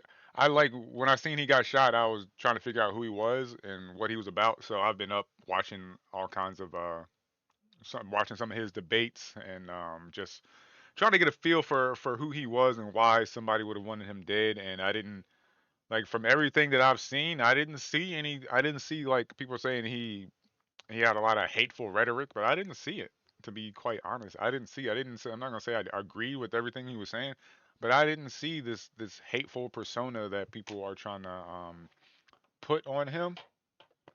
It could be just the fact that he aligned himself with Trump. That could just be it in itself.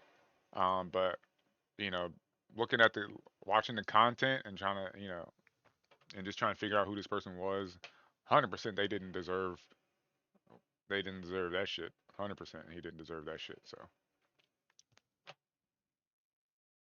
how was the stream? How was the stream?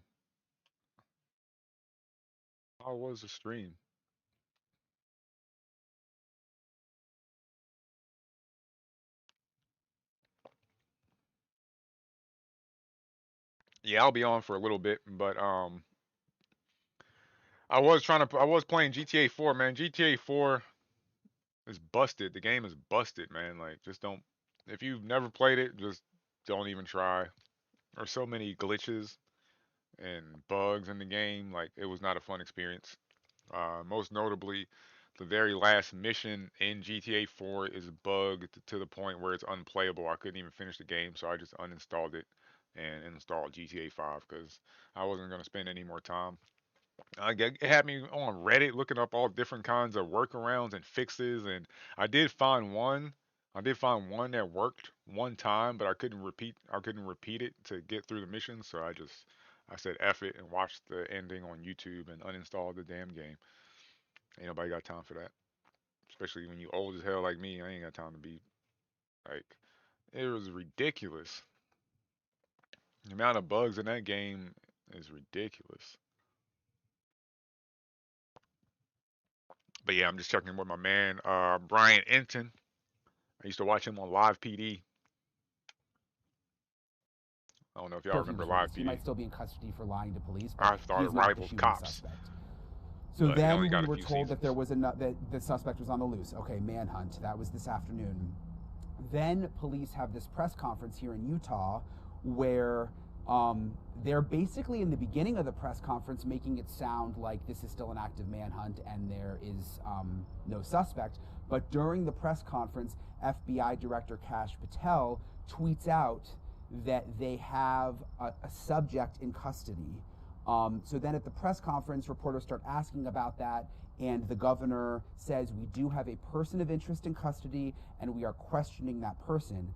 But it was kind of the vibe at the press conference was different than the vibe of Kash Patel's tweet. Kash Patel's tweet made everybody seem to think that they got the guy. The vibe at the press conference I was getting was, wait a minute, they don't sound that confident at the press conference that this is really over. Because they just, I don't know, there was just... I don't, how as a police officer, in this situation, how do you put all your eggs in one basket? Questioning someone. So they... Because apparently they pulled this dude out of the crowd. And in all the videos I was watching, when dude gets shot, the crowd is looking around, right? So the crowd knows that the shot didn't come from the crowd, but the police in the crowd don't know that the shot didn't come from the crowd. So you pulling the guy out the crowd? Like, I don't have a problem with you pulling a guy out the crowd, but don't pull the guy out the crowd and stop looking for anybody else. Like use your instincts. Like I didn't understand that at all. Like everybody, you can tell people know. You can tell the shot didn't come from the crowd. So why are you pulling somebody out of the crowd and trying to act like they're the main suspect? And if you're the FBI director, why and you don't know everything that's going on, why are you tweeting out some shit talking about, oh, we got him? No, you don't got shit. Say they have a person of interest, they're questioning them, they say they don't believe that there's a second person involved. The police chief also said something that I really zeroed in on. He said, we have surveillance video from the campus, but he said, you know how surveillance video is, or something like that, making it sound like the surveillance video wasn't that good of quality. Okay, so the press conference ends. We think they have a suspect in custody, although my spidey sense is still telling me there's something weird about all of this, because they didn't sound that confident despite the Kash Patel tweet. And then break free with the new Opera GX, the browser that puts you in control with a brand.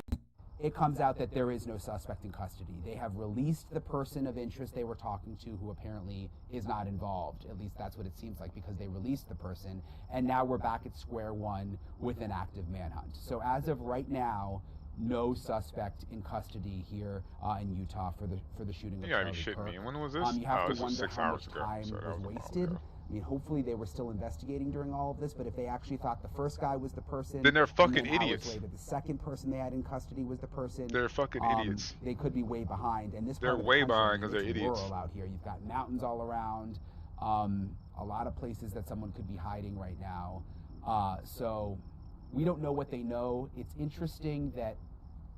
I think it's interesting, just having covered a lot of these. Normally, if they have a good quality surveillance picture, they will put it out to us so that we can put it out. The media can put it out, and people can help with the investigation. Wrong if here they've seen this person situation. or whatever. That hasn't happened. But we'll figure it out. So, A, they either don't have a good picture, because, again, at the press conference, the police chief made it sound like the security footage was not very good quality, or B, they have more information than they're letting on, and they don't really need the media's help right now. In the building, again, when I went in, there's like a massive, like, operations center. I mean, there's so many police officers in there. They've got a whole sort of like a war room in there. So the investigation is obviously very, very active right now. There are, I just noticed, this is really sad, there are these photos, I mean, these, I don't know if you guys can see these, there's flowers, like got a mind of its own. There's these flowers that people have left here. Again, just a tragic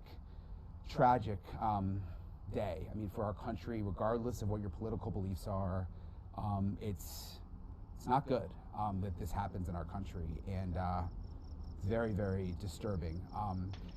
But back to the investigation.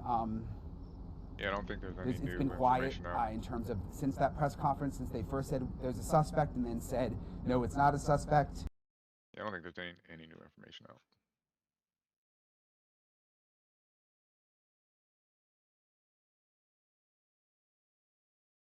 Just the same shit over and over and over.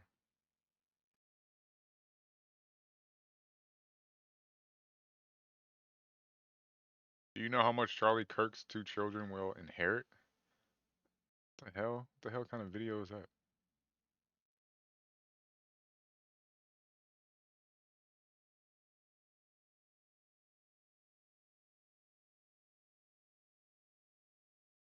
What the hell kind of video is that?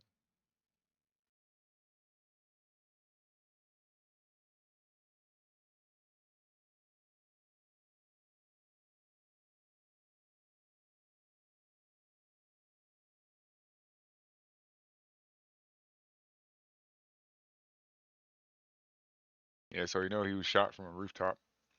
Okay, I guess that's all we really know. Or whatever they do know, they're not.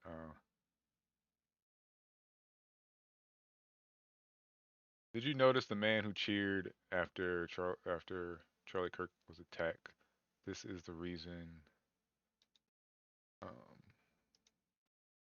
Did you notice the man who cheered after Charlie Kirk was attacked? This is the reason why Charlie's wife has not yet issued any public statement. After Charlie Kirk was attacked, everyone at the scene was thrown into panic, rushing to escape. Yet, this man stood in the crowd, excitedly cheering and even waving his arms, as if celebrating a victory. In fact, it was this man's actions that have led to Charlie's family remaining silent without any public statement to this day. Firstly, this cheering To this day, man made Charlie's wife realize that her husband's tragedy was no accident. There were many malicious individuals lurking in the shadows, watching her and her family. If she made a public statement, not only would it provoke more malicious incidents, but it would also expose her family to further danger. What was even harder for her to bear was that at the time of the attack, she was sitting in the front row with their 2 children. Her heart... Oh, shut the hell up. Stupid video. Yeah. It's a message from my old self, man. Sometimes when you in that rain, man, you just got pushed through it. You never know what's on the other. That was a stupid video.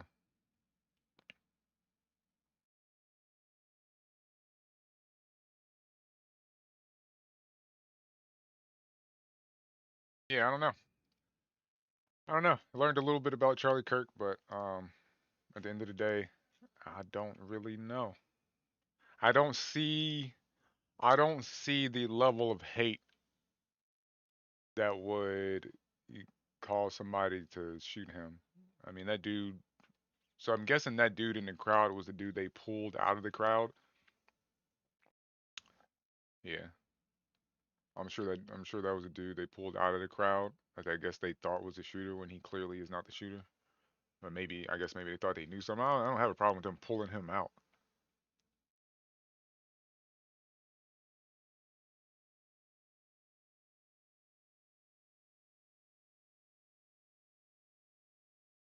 Wait. I show speed felt bad after realizing his friend Leroy is still stuck in the hood and he's the only one that made it out. Let me see this. Oh, stomach hurts. Uh-huh.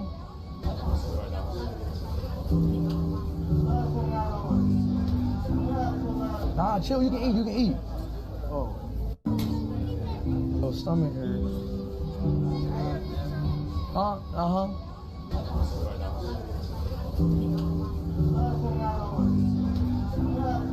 Nah, chill, you can eat. Oh.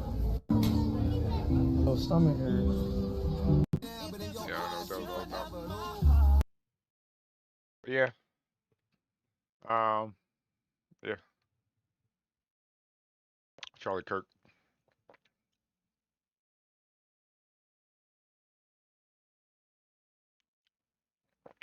I can, based on what I've seen, I can say he didn't deserve what he got. While I didn't agree with most of the stuff he said, I didn't see the hate. I think it may have just been a case of him aligning himself with Trump. I think that might just be what it was. Just the fact that he aligned himself with the side and with Trump might have been all it took. So, yeah.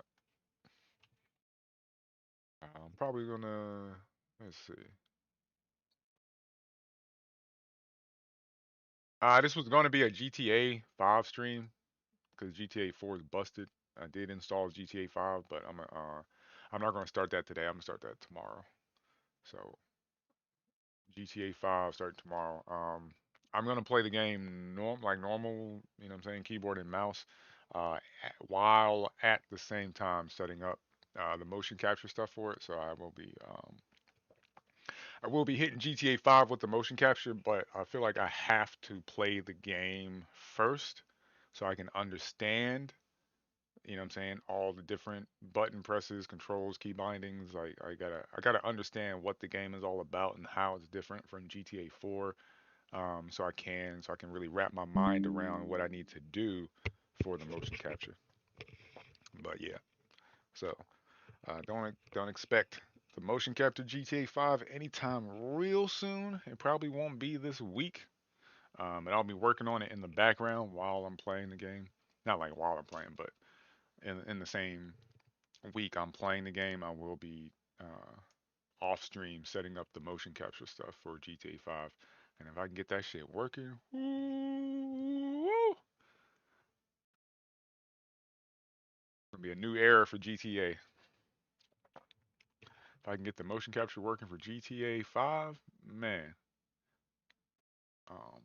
But yeah, that's my plan. Is anybody on? Anybody on? We can raid this morning. Still got 5 people in here. Again, appreciate the raid, Ryu. Dope as hell. Hey, anybody out there on YouTube, go check out Ryu James on Twitch.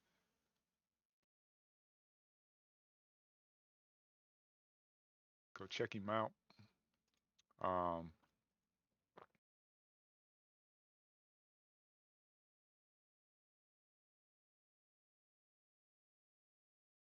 Do I even know anybody who's online this time of day?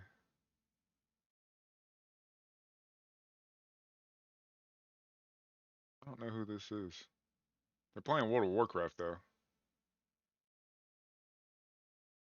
I don't know who this is, but they're playing World of Warcraft. Let me see who this is right quick.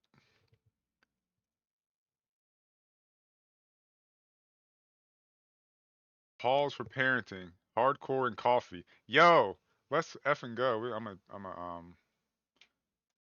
gonna raid this guy. I don't know him.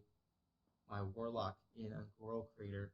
We got 5 people in here. Yeah, we're gonna raid this dude. He's playing some WoW. He killed me. Drinking some he coffee. pulled So an elite mob in a group with me, and that's what's up. And then I tagged the mob. Hopefully he does. He was at level 60, Hopefully he appreciates so he was supposed the to be raid. helping me. And he got me to tag the mob, and then he feigned death. I got aggro. And Let's go. Hey, appreciate y'all for rocking with the stream as long as y'all did, as usual. Destroyed me. I'll be back tomorrow, today, later. So, Y'all see me.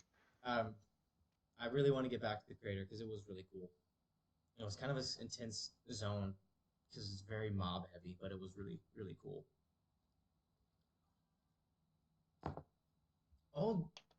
OldBlackDude. Hey, dude, thanks for the raid. I appreciate that. Very nice. Hey guys, if you're not watching OldBlackDude plays, he is pretty fun. I've popped into a few of his streams and I am following him myself. He's a cool dude. Hey, thanks for that. Thank you. Oh man, you got pirated software. That's a rough way to lose to. Yeah, I was not happy. Only getting help once I've been able to play for over 10. Hey, there you go. That's not bad. All right. Once you hit level 10, let me know. I'll send you a little goodie bag. I'm gone. Always I'm excited going, y'all. to have new players join hardcore WoW. I'm gone for Hey, the thank day. you for I the hope you had a follow. great stream. Thanks for sending me The with Red the Eye raid. I Jedi appreciate that. You have a _45. fantastic